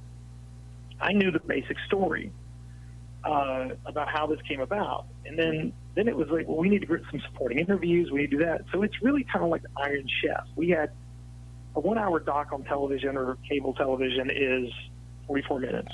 Right. So I had 120 hours, right at 120 hours of footage. Right. We had to get that down to find, it's Iron Chef. You get a fish, you get ice cream, you get these ingredients, now make something edible. And it's all different. And the more we began to distill it down and distill it down and distill it down, the more it became about the community and how these people thought of it when they left, these players. What'd you learn? Incredible. Yeah, what'd you learn about that, Darren? Well, the first thing, the way it started in that it was just they had hosted some semifinals up there of the Babe Ruth World Series. From that, ended up with a better, they wanted this Connie Mack, this new World Series they've created, and they went to Chicago. They ended up getting it just by sheer determination, and the people of the town wanted it. And when you want something, there's the reason, right? This is why it can't be replicated. And I tell, if you're in New Mexico and you've not been up there to this, you can't find this anywhere in America. I mean, you just can't. You have something really, really special because there's never a time that you can get a community to agree on something. This is why you can't go start with, you've got Perfect Game. You've got all these other tournaments, that are always, we've got the best players in the world coming. We've got this. But really who's coming are the scouts and the parents. That's who shows up to watch it. So you don't really get a big crowd. Connie Mack is different. You got anywhere from 6,000 to 8,000 people. You saw that the night we were there doing the finals. But the first night game, there was over 6,000 people in the first night game on the tournament play, and they knew the teams. I mean, they know the history of these guys. They know who's been there. And then you look at the history of who's played there. This tournament has put more people in the majors than any tournament in America. It's amazing. That have played in this thing. You know the names. Yeah. Barry Larkin. You got King Griffey Jr. You got. Well, we interviewed some of them. There's countless. Countless of them. Carter Kieboom was in this. We talked to Carter, who's the third baseman for the Nationals. Darren Thomas is with us. He's the producer of the documentary, which is going to air. It premieres tonight on CBS Sportsnet at 8 o'clock if you want to watch it. I think it'll be a great watch for you. Darren, what was you said you're a sports fan, you didn't know about this event. So what do you think that people in your position, and when they tune in, what's the first thing that's going to resonate with them and give them that wow moment? Well, I think there's two things. One was where you always want to run things by people. When you're sitting and you're editing, and you've got a lot of footage and you're just in edit mode, you got all these screens around you. You're diving into it, and you get a little piece of it. You start whittling away. I remember my wife came in one day and she goes, I played her this piece. I played her this sort of ending, and she came back. She goes, I know you've done it. I know you've been involved in this thing. I'm always interested in what you do. She goes, but I really, not being a huge, she's not going to sit down and watch baseball with me. She loved it. She's like, I didn't know the story. And I didn't know these people got that involved in it. I didn't know that the town. So, for example, here's another thing. People in the town, businesses adopt a team when they get there. But that's not even the really cool part. This is one of the few terms, or maybe the only tournament, where the players are housed at people's homes in Farmington. All throughout the community. Those people throughout, JJ, like people were telling me stories of 19 whatever where they have this player stay with them and they still keep contact with these players. Some of them are pros, some of them are not, but they over this week and a half, 2 weeks, the relationship that these people in Farmington made with players from Ohio or Florida or wherever. Yeah, and I'll tell you, that's where I got. There's a moment in this film, and I'll tell you, this is one of the really key moments. We met this couple, and we interviewed 3 different host families, right? And they're really emotional. They're really cool stories. They're funny. They're hosting, but this family's been doing it since 2001 or 2, 20-something years. They go on trips every year and go around the country visiting the players. Now, some of these never played beyond college ball. Some of them are currently, like Carter Keeban, major league players. Some of these are, doing other things in life, but they are that involved in these players' lives 20-something years later. They're also in group text. They're now on group text. They're on social media with them. They go to their weddings. They go to all of these things that happen. They're involved just by getting to know these people during that time. I'm looking forward to seeing And I'll tell you this, let's leave this, Jeff. They said, we have this thing called our memorabilia wall. And I said, well, they said, when these players leave, they always sign something for us and leave it for us. And when they took us to their house and we got to go through this, it's insane. It's stuff from 20 years of players that are all currently MLB players that left them notes and left them shoes or bats or gloves or different things. And to them, it's precious because it tells their story. It's on CBS Sportsnet tonight, 8 o'clock. It's called the Connie Mack, a community competition. It's about one of New Mexico's really wonderful events, annual events, and Darren Thomas produced it. Hey, man, I appreciate you spending some time with us.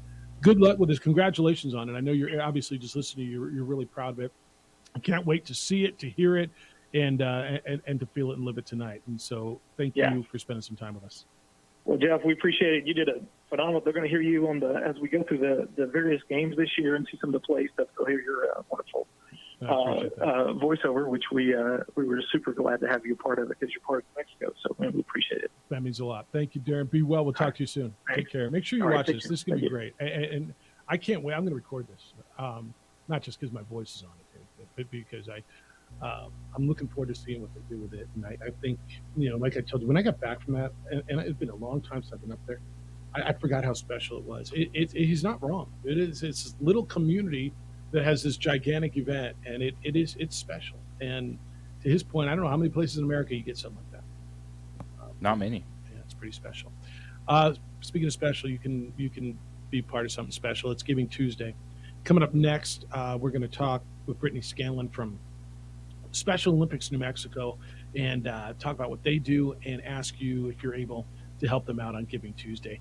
I want to tell you to protect what's important for you, your family, your home, your business, and call IPS. It's International Protective Service. They've watched my home for years, making it a better, safer place because there's bad guys out there, and especially a holiday season. Whether you're traveling, you've got packages left on the porch, whatever it is, call IPS. It's affordable private security, and it protects what's important.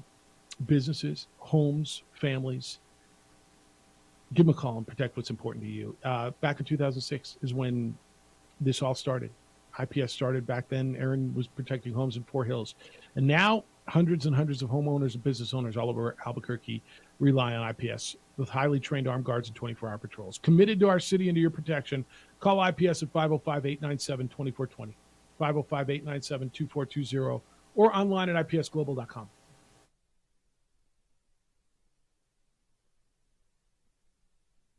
We would like to thank the following sponsors for making this broadcast possible.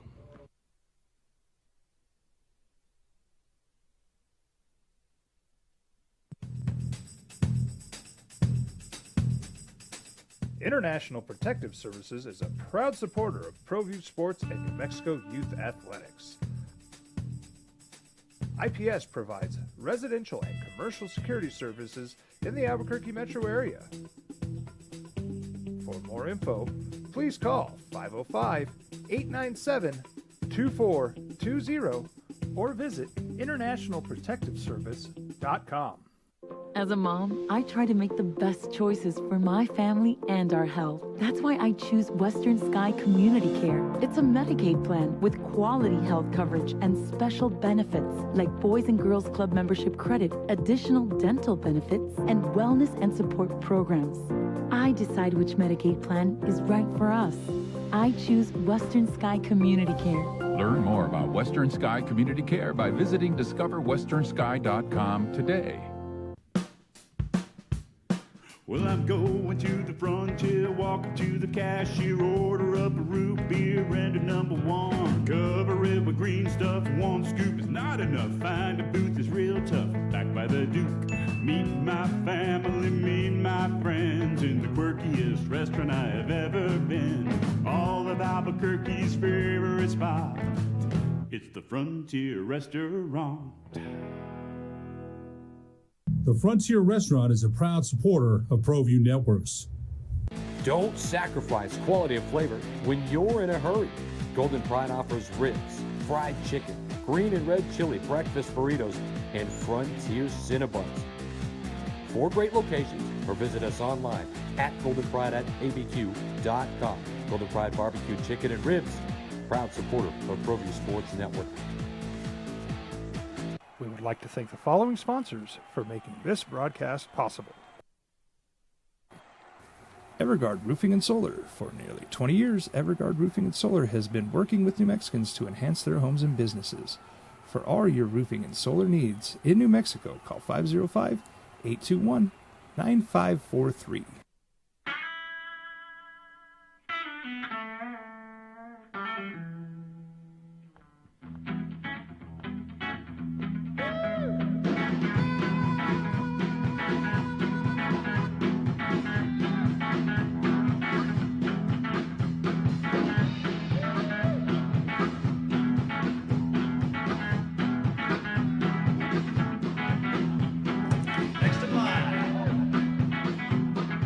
Rudy's is a proud supporter of ProView Networks.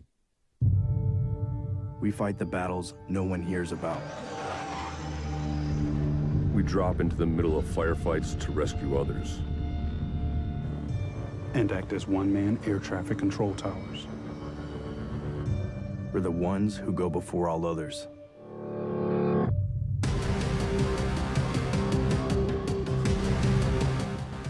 U.S. Air Force Special Warfare are proud supporters of ProView Sports. These are more than just the sounds of a safe place to go after school. These are the sounds of interest being ignited and of mentors making an impact. At Boys and Girls Clubs, we don't do just one thing. We do whatever it takes to meet the needs of every kid who comes through those doors. Because whatever it takes is what it takes to build great futures. Great futures start here.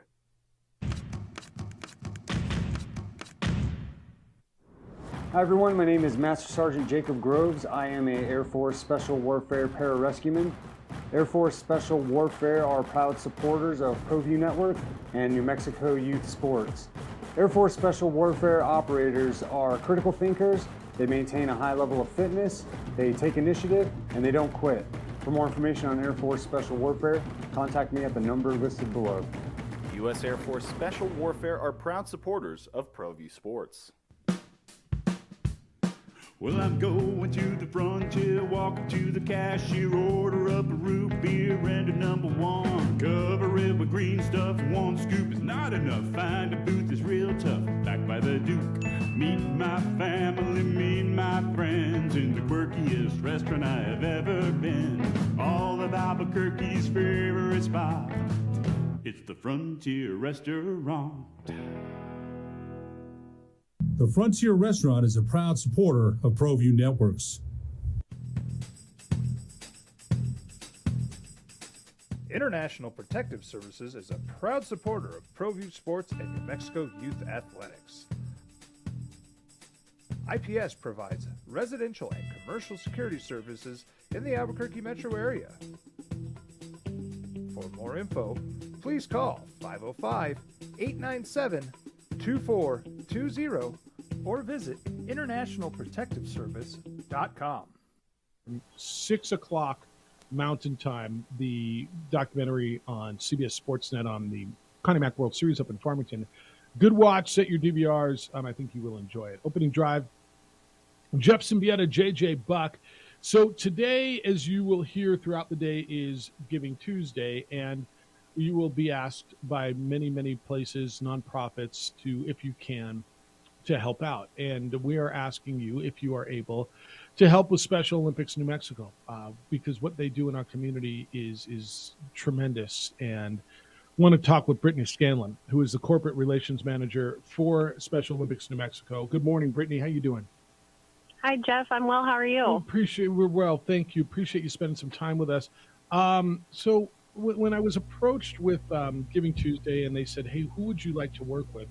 There were a lot of places that popped up, and Special Olympics New Mexico really just kind of jumped to the top of our list because of the different things that you're doing in our community and the amount of young men and women that you work with and lives that you affect in a positive manner.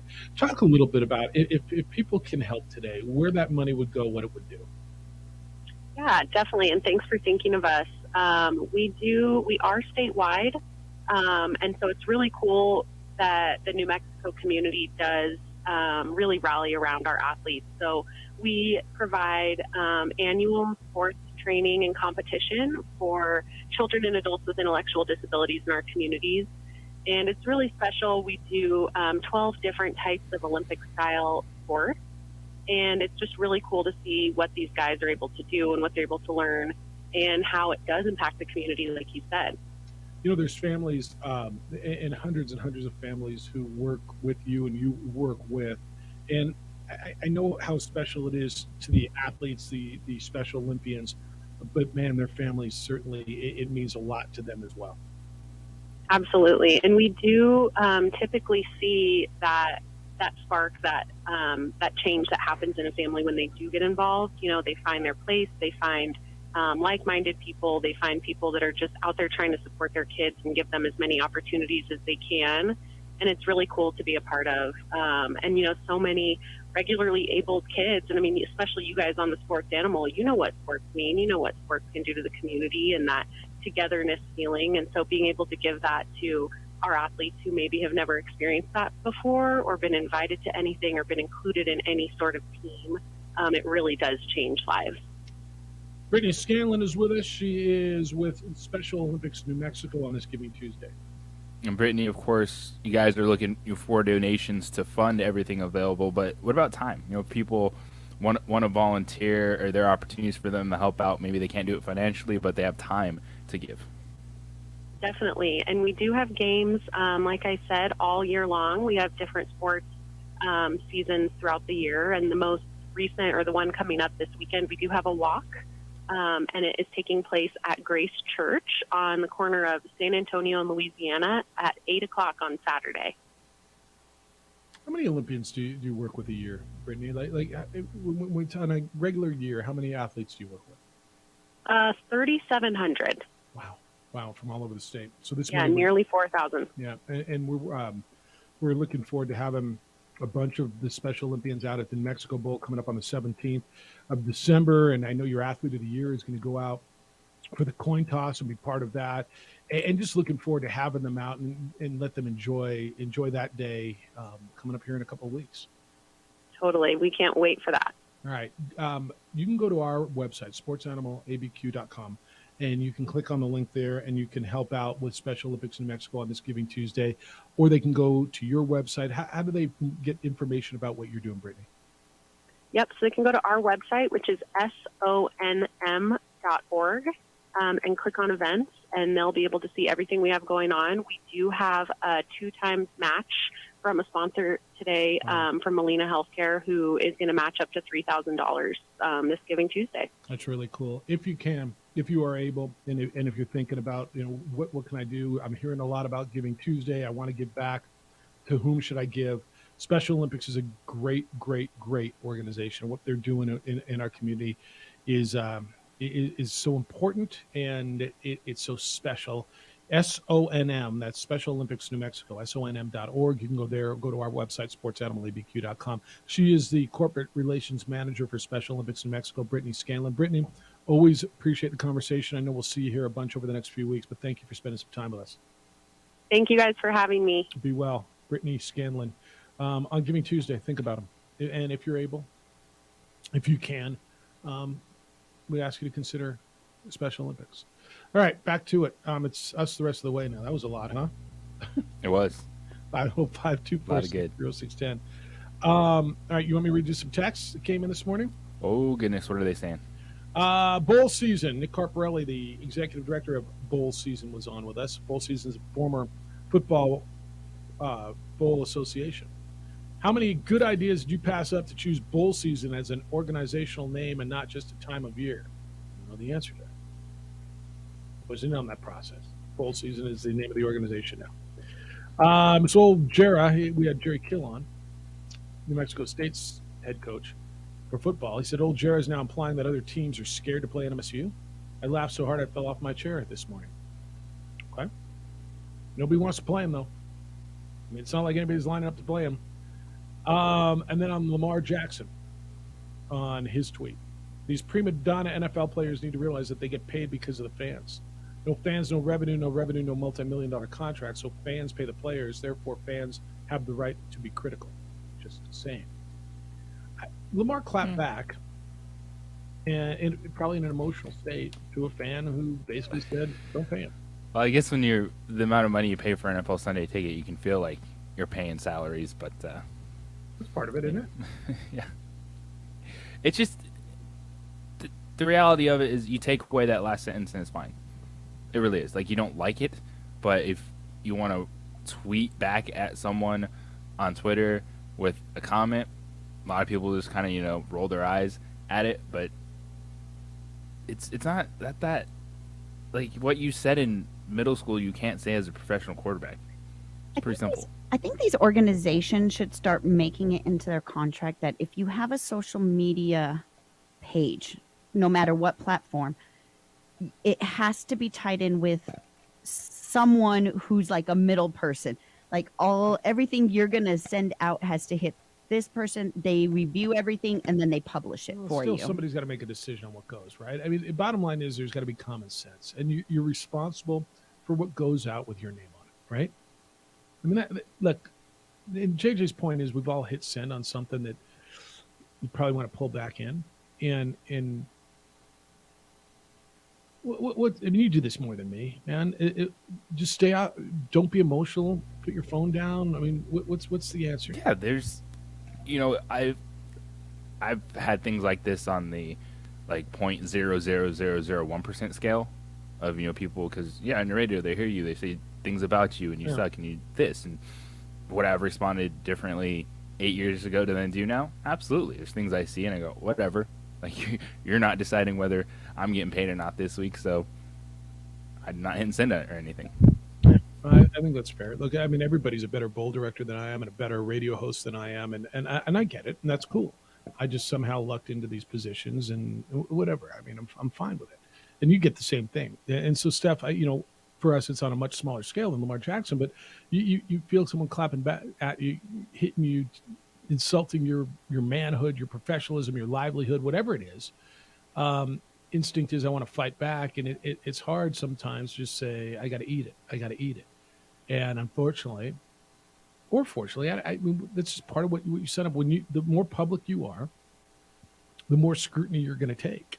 It really, and you have to learn how to eat some of it. And to Wayne's point earlier, I mean, you just say stuff. Why can't you respond? You can,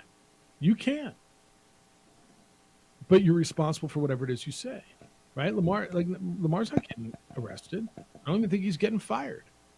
You might get fined. I mean, and there's a decorum, because not only are you representing yourself, you're representing your employer, right?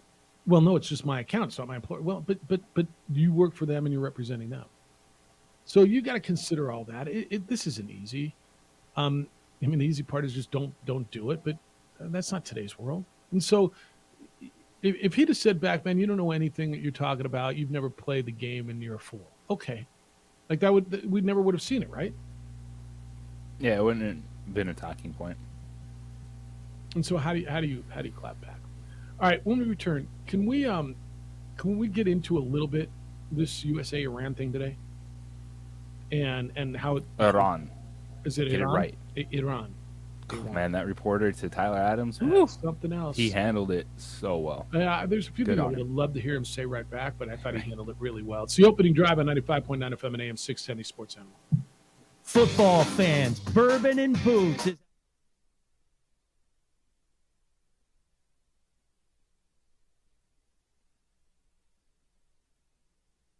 We would like to thank the following sponsors for making this broadcast possible. We fight the battles no one hears about. We drop into the middle of firefights to rescue others. And act as one-man air traffic control towers. We're the ones who go before all others.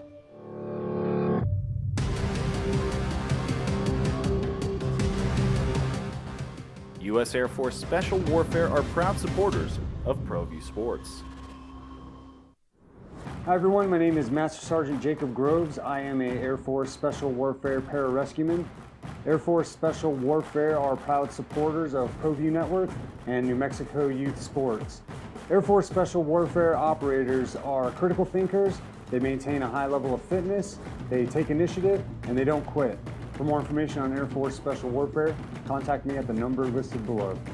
U.S. Air Force Special Warfare are proud supporters of ProView Sports. These are more than just the sounds of a safe place to go after school. These are the sounds of interest being ignited and of mentors making an impact. At Boys and Girls Clubs, we don't do just one thing. We do whatever it takes to meet the needs of every kid who comes through those doors. Because whatever it takes is what it takes to build great futures.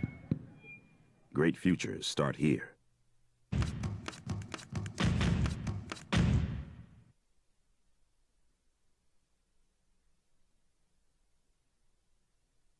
We would like to thank the following sponsors for making this broadcast possible.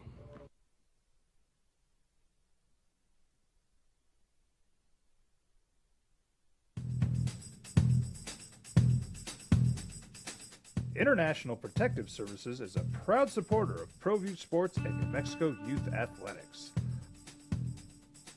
IPS provides residential and commercial security services in the Albuquerque metro area.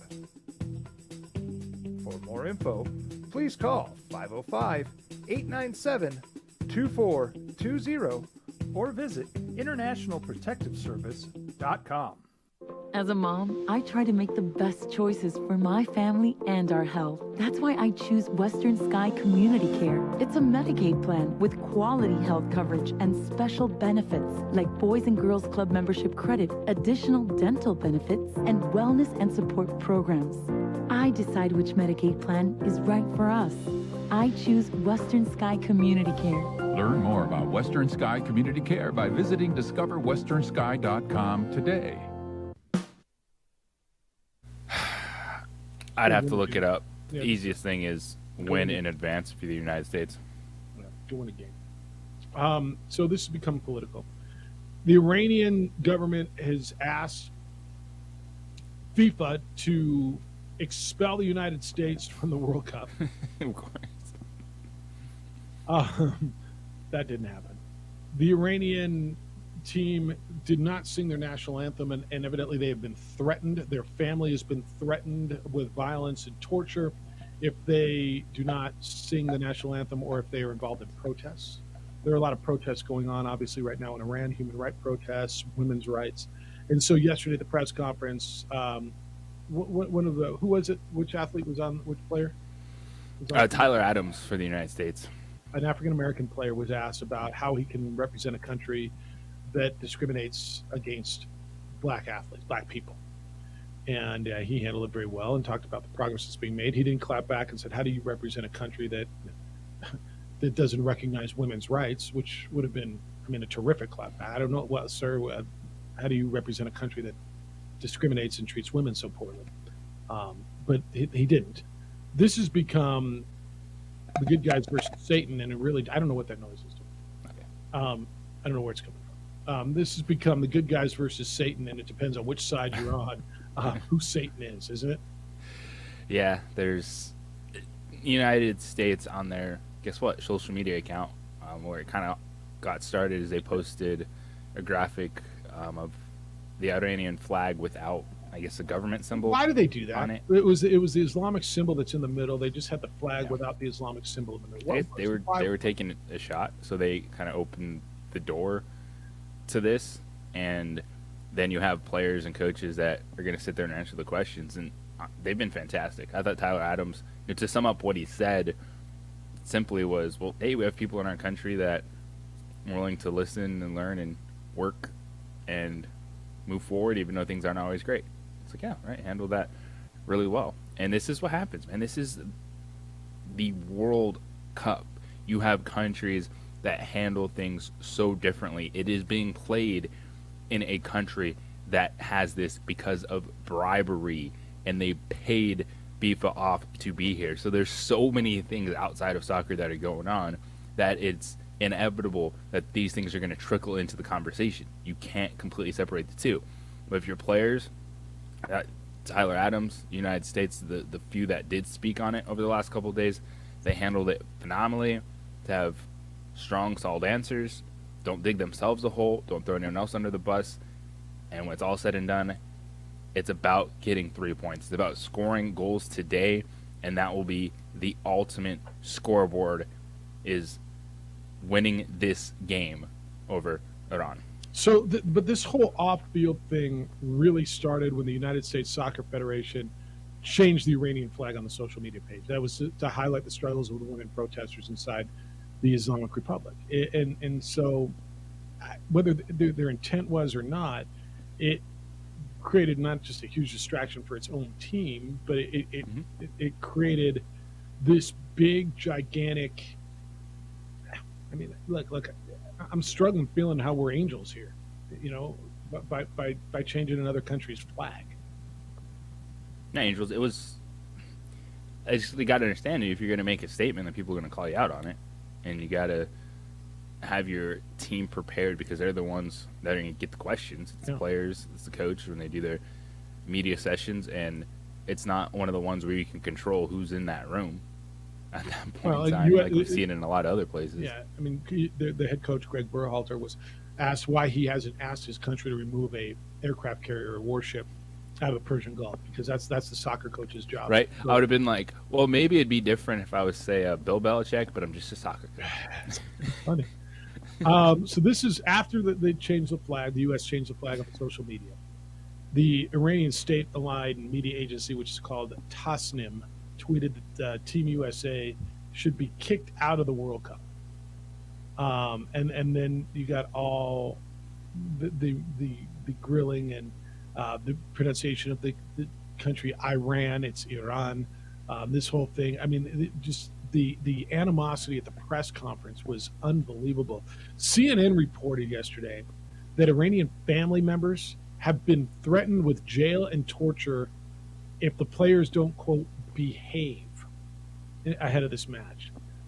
So evidently that the Islamic Revolutionary Guard Corps has sent dozens of officers to monitor the team, adding unimaginable pressure to the Iranian team. So basically they're not allowed out of their team group. They are not permitted, I'm talking about the Iranian players or Iranian, to mingle, associate with people from another country. And they absolutely better not participate in any protests. And they've got people from the Islamic Guard watching them, and they've been threatened, their families, with torture and imprisonment, according to CNN.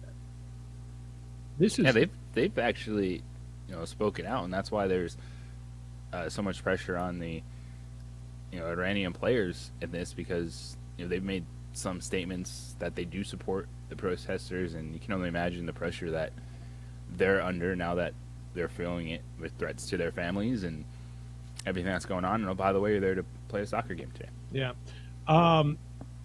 The head coach, Greg Berhalter, had to apologize for the tweet with the flag. Quote, "We had no idea about what U.S. Soccer put out. The staff, the players, we had no idea. All we can do is apologize on behalf of the players and the staff, but it's not something that we were a part of." To your point, Tyler Adams, who was up there, apologized for mispronouncing Iran, and instead said the U.S. had seen notable progress in race relations.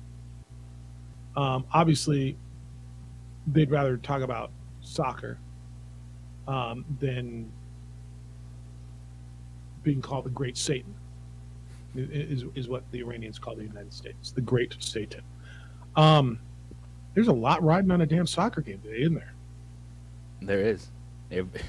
This is the world's game, and it can be a dirty game at times, man. This is country versus country. Politics are involved. You saw it over the last few days. When it's all said and done, walk out of there 3 points. Are they any good? Like, I know they beat Wales 2-0, and it was 2 late goals, right? In extra time, if I'm not mistaken. So, and U.S. and Wales drew 1-1. Are these guys any good? The United States should win this game, but what we've seen out of the United States so far is they don't have anyone that's stepping up and finishing those chances in the final third. They don't have people taking over the game, and that's why this is going to end up being a close game, because until someone steps up for the United States in the attack, you're going to feel uneasy about getting through. You put yourself in this position, you got back-to-back draws, you did something that people didn't think you were going to do, and that's keep England scoreless. Now go score some goals, man. Go win a game to advance out of the group stage. You have everyone watching. People are tuned in. That game on Friday, the numbers were outrageous. It worked out perfectly. It's a holiday weekend. People are interested. They're like, okay, United States World Cup, let's go. Now you got to back it up. It was a big draw, wasn't it, to get that 1 point? Yeah, it was.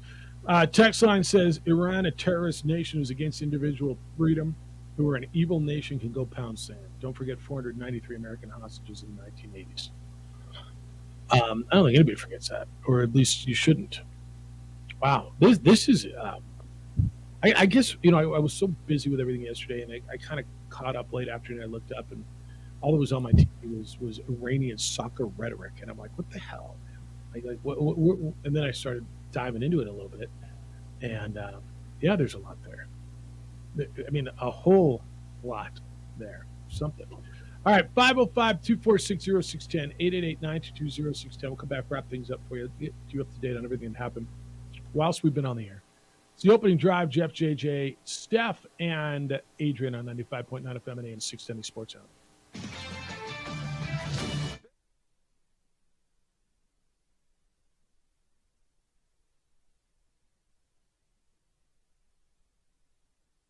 We would like to thank the following sponsors for making this broadcast possible.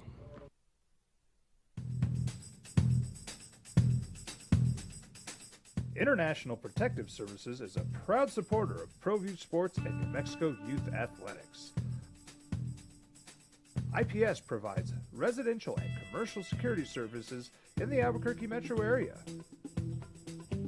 For more info, please call 505-897-2420 or visit internationalprotectiveservice.com. We fight the battles no one hears about. We drop into the middle of firefights to rescue others. And act as one-man air traffic control towers.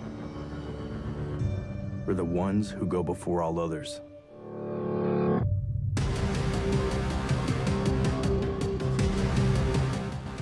U.S. Air Force Special Warfare are proud supporters of ProView Sports. Hi everyone, my name is Master Sergeant Jacob Groves. I am a Air Force Special Warfare pararescueman. Air Force Special Warfare are proud supporters of ProView Network and New Mexico Youth Sports. Air Force Special Warfare operators are critical thinkers. They maintain a high level of fitness, they take initiative, and they don't quit. For more information on Air Force Special Warfare, contact me at the number listed below. U.S. Air Force Special Warfare are proud supporters of ProView Sports.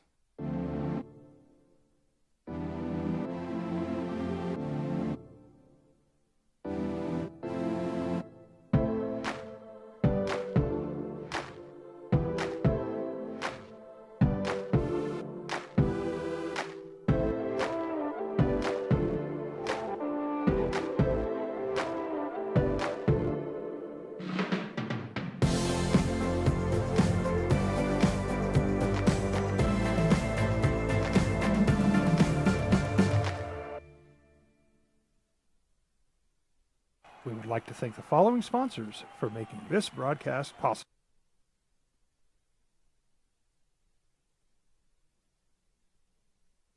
Dream style stucco. Stucco is the way to go.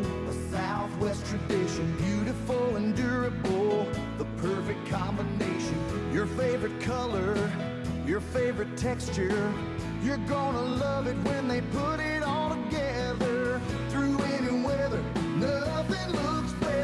the smooth to the rough, they really know their stuff. Nobody does stucco like Dream Style Stucco.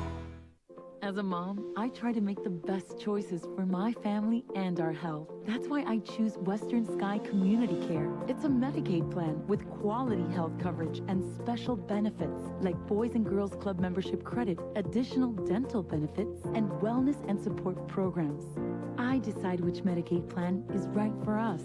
I choose Western Sky Community Care. Learn more about Western Sky Community Care by visiting discoverwesternsky.com today. We fight the battles no one hears about. We drop into the middle of firefights to rescue others. And act as one-man air traffic control towers. We're the ones who go before all others.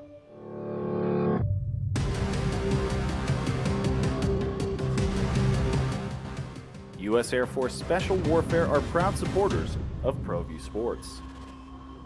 For your business or your home, Valley Fence stands alone. We're number one in New Mexico for a reason. It's the best fence you can own. Proudly serving New Mexico for over 50 years.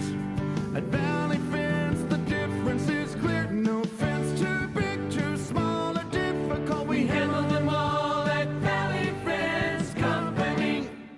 Don't sacrifice quality and flavor when you're in a hurry. Golden Pride offers ribs, fried chicken. All right, so you get what time's that kickoff today? Is it noon our time? Noon Mountain Time. USA, Iran.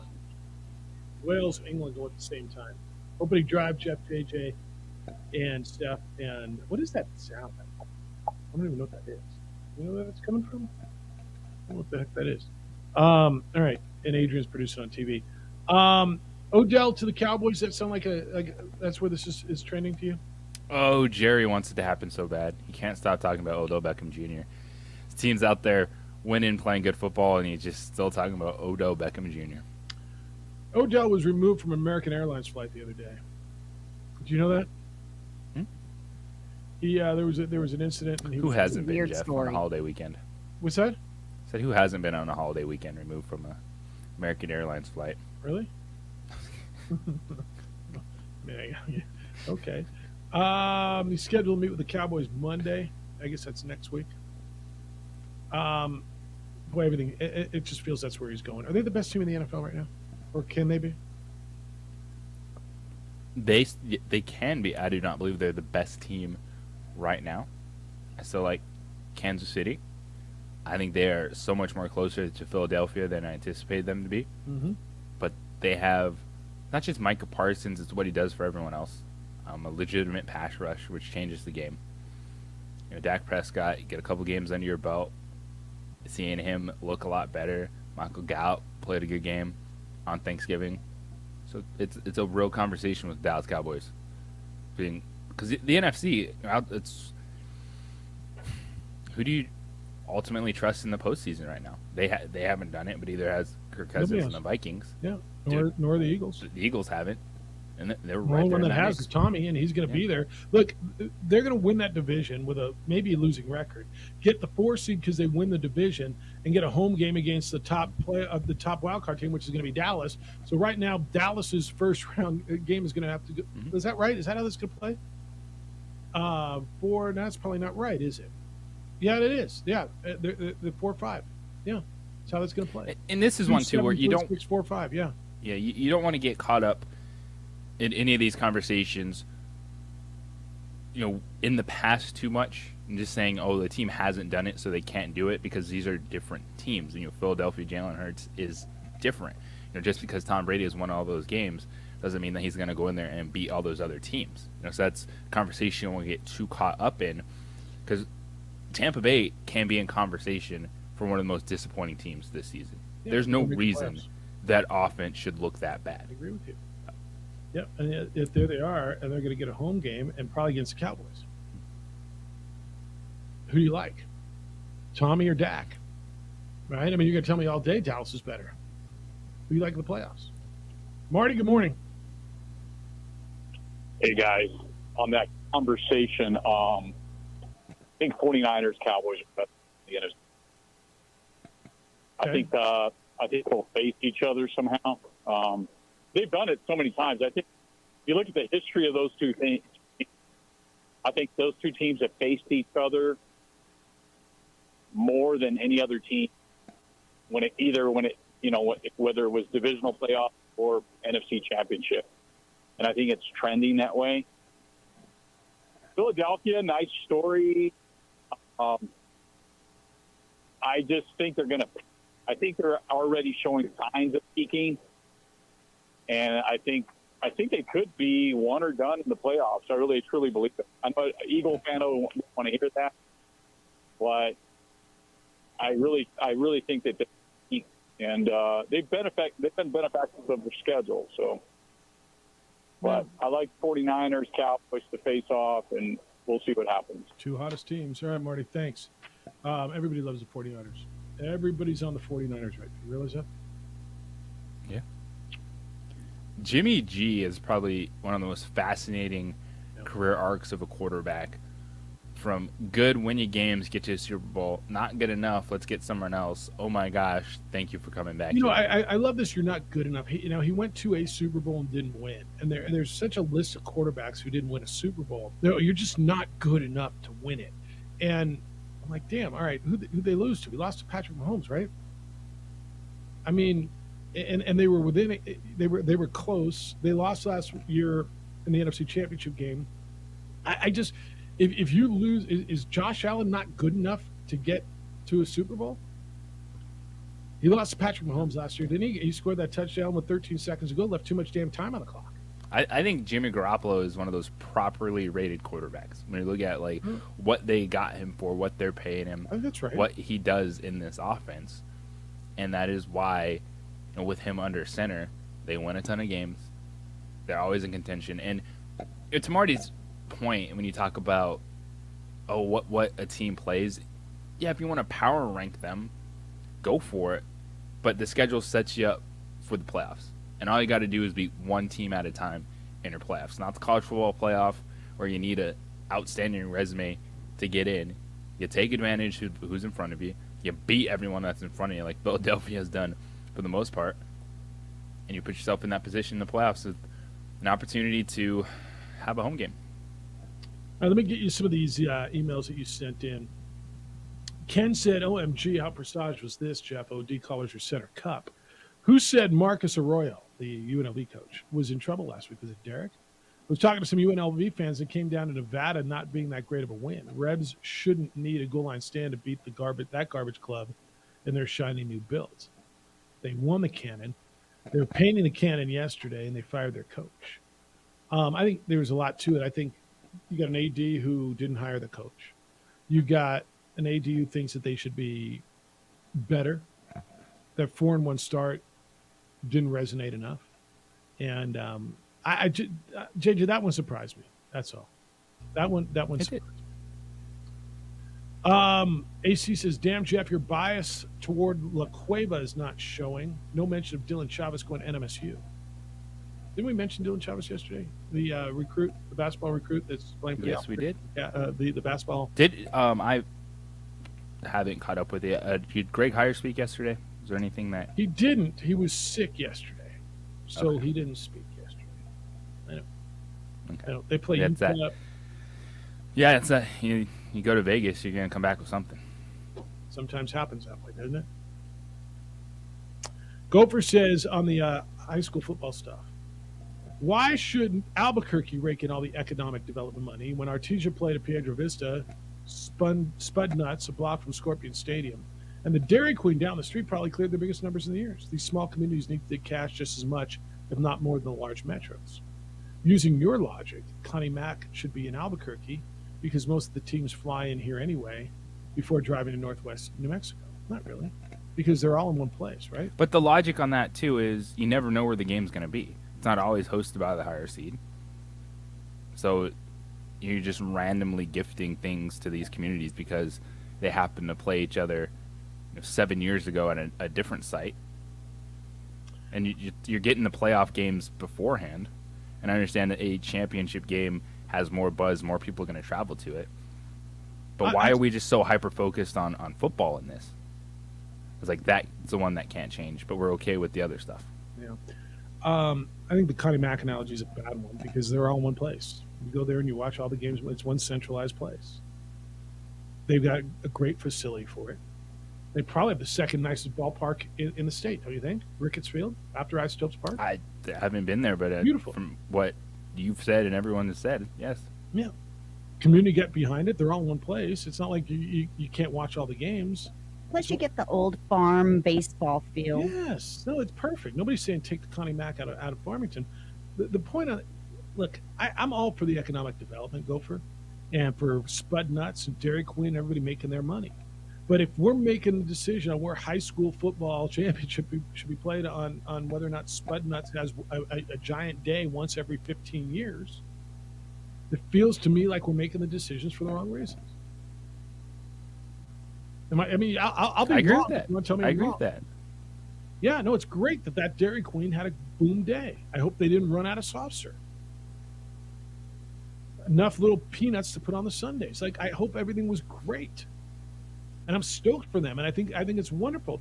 To me, this isn't about pumping more money into Albuquerque. It's about what would be great for high school football for the student athletes, for everybody to be able to celebrate championships in one venue like you do, I don't know, every other high school sport. Like you do basketball and track and volleyball and softball and baseball and cross country. And I think in baseball, you have so many more opportunities after high school to continue playing. There's adult leagues. There's so many other leagues. Football, you only have a couple of choices after high school. Yeah, you're not getting in a league and strapping on the pads and going the whole thing. Yep, you're right. You're right. Any other that I didn't get to? Nope, I think we're good. Oh, Dan wants to know the struggles of Micah John, meaning Trevor Lawrence. Was this last week the game that finally gets him going and looking like the number one pick? He looked good, didn't he? Trevor Lawrence coming back and beating the He needed his Ravens. moment. Yeah. He needed a moment to latch on to. And that was it. That final drive, going down, the 2-point conversion, looked good. It's something that if you're a Jaguars fan, you want to see Doug Peterson, you're like, all right, I'm glad and excited to be here going into year 2 with Trevor Lawrence next year. Text line. Dak, difficult to trust Dak. He'll choke in the playoffs. He just doesn't have it. Philly KC in the Super Bowl. Philly KC Super Bowl's real. I mean, that's a real possibility. All right, Iran, U.S., who wins? It's time, United States. It's time. Get it. Multiple goals. Steph, thanks. Leave no doubt. Thanks. I'll see you tomorrow, right? I will be here tomorrow. I won't see you tomorrow. Is that right? You will not see me. You'll be traveling with the team tomorrow? Coming home finally tomorrow. All right. JJ joined us from Thibodaux, Louisiana. Thank you to Jerry Kill, Nick Carparelli, Darren Thomas, Brittany Scanlon, all guests on the show today. Jim Rome Show is next. Heard with Colin Coward after that. 2 Men On comes your way at 4. Then you get Lobo Women's Basketball against Nicholls State. Back tomorrow morning with award-winning radio starting at 8 a.m. Adrian, great work. Steph, thanks for getting up early. Great job. We'll see you tomorrow. Be good to each other, please. Be kind, loving, caring, and sharing. We'll see you tomorrow.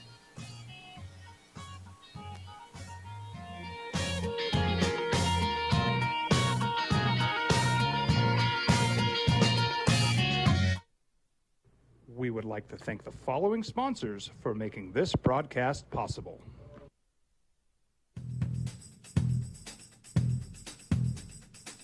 International Protective Services is a proud supporter of ProView Sports and New Mexico Youth Athletics. IPS provides residential and commercial security services in the Albuquerque metro area. For more info, please call 505-897-2420 or visit internationalprotectiveservice.com. We fight the battles no one hears about. We drop into the middle of firefights to rescue others. And act as one-man air traffic control towers. We're the ones who go before all others.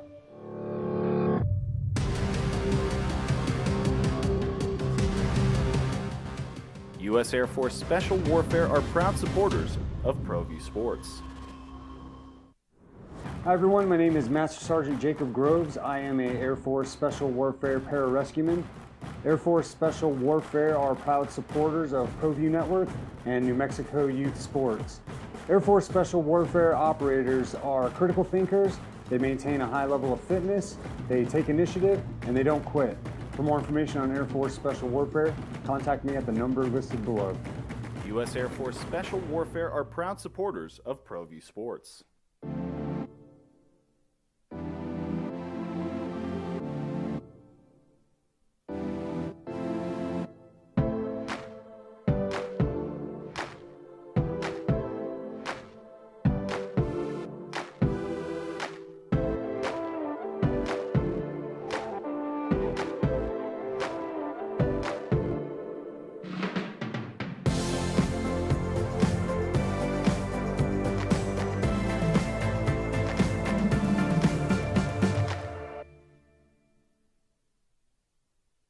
We would like to thank the following sponsors for making this broadcast possible.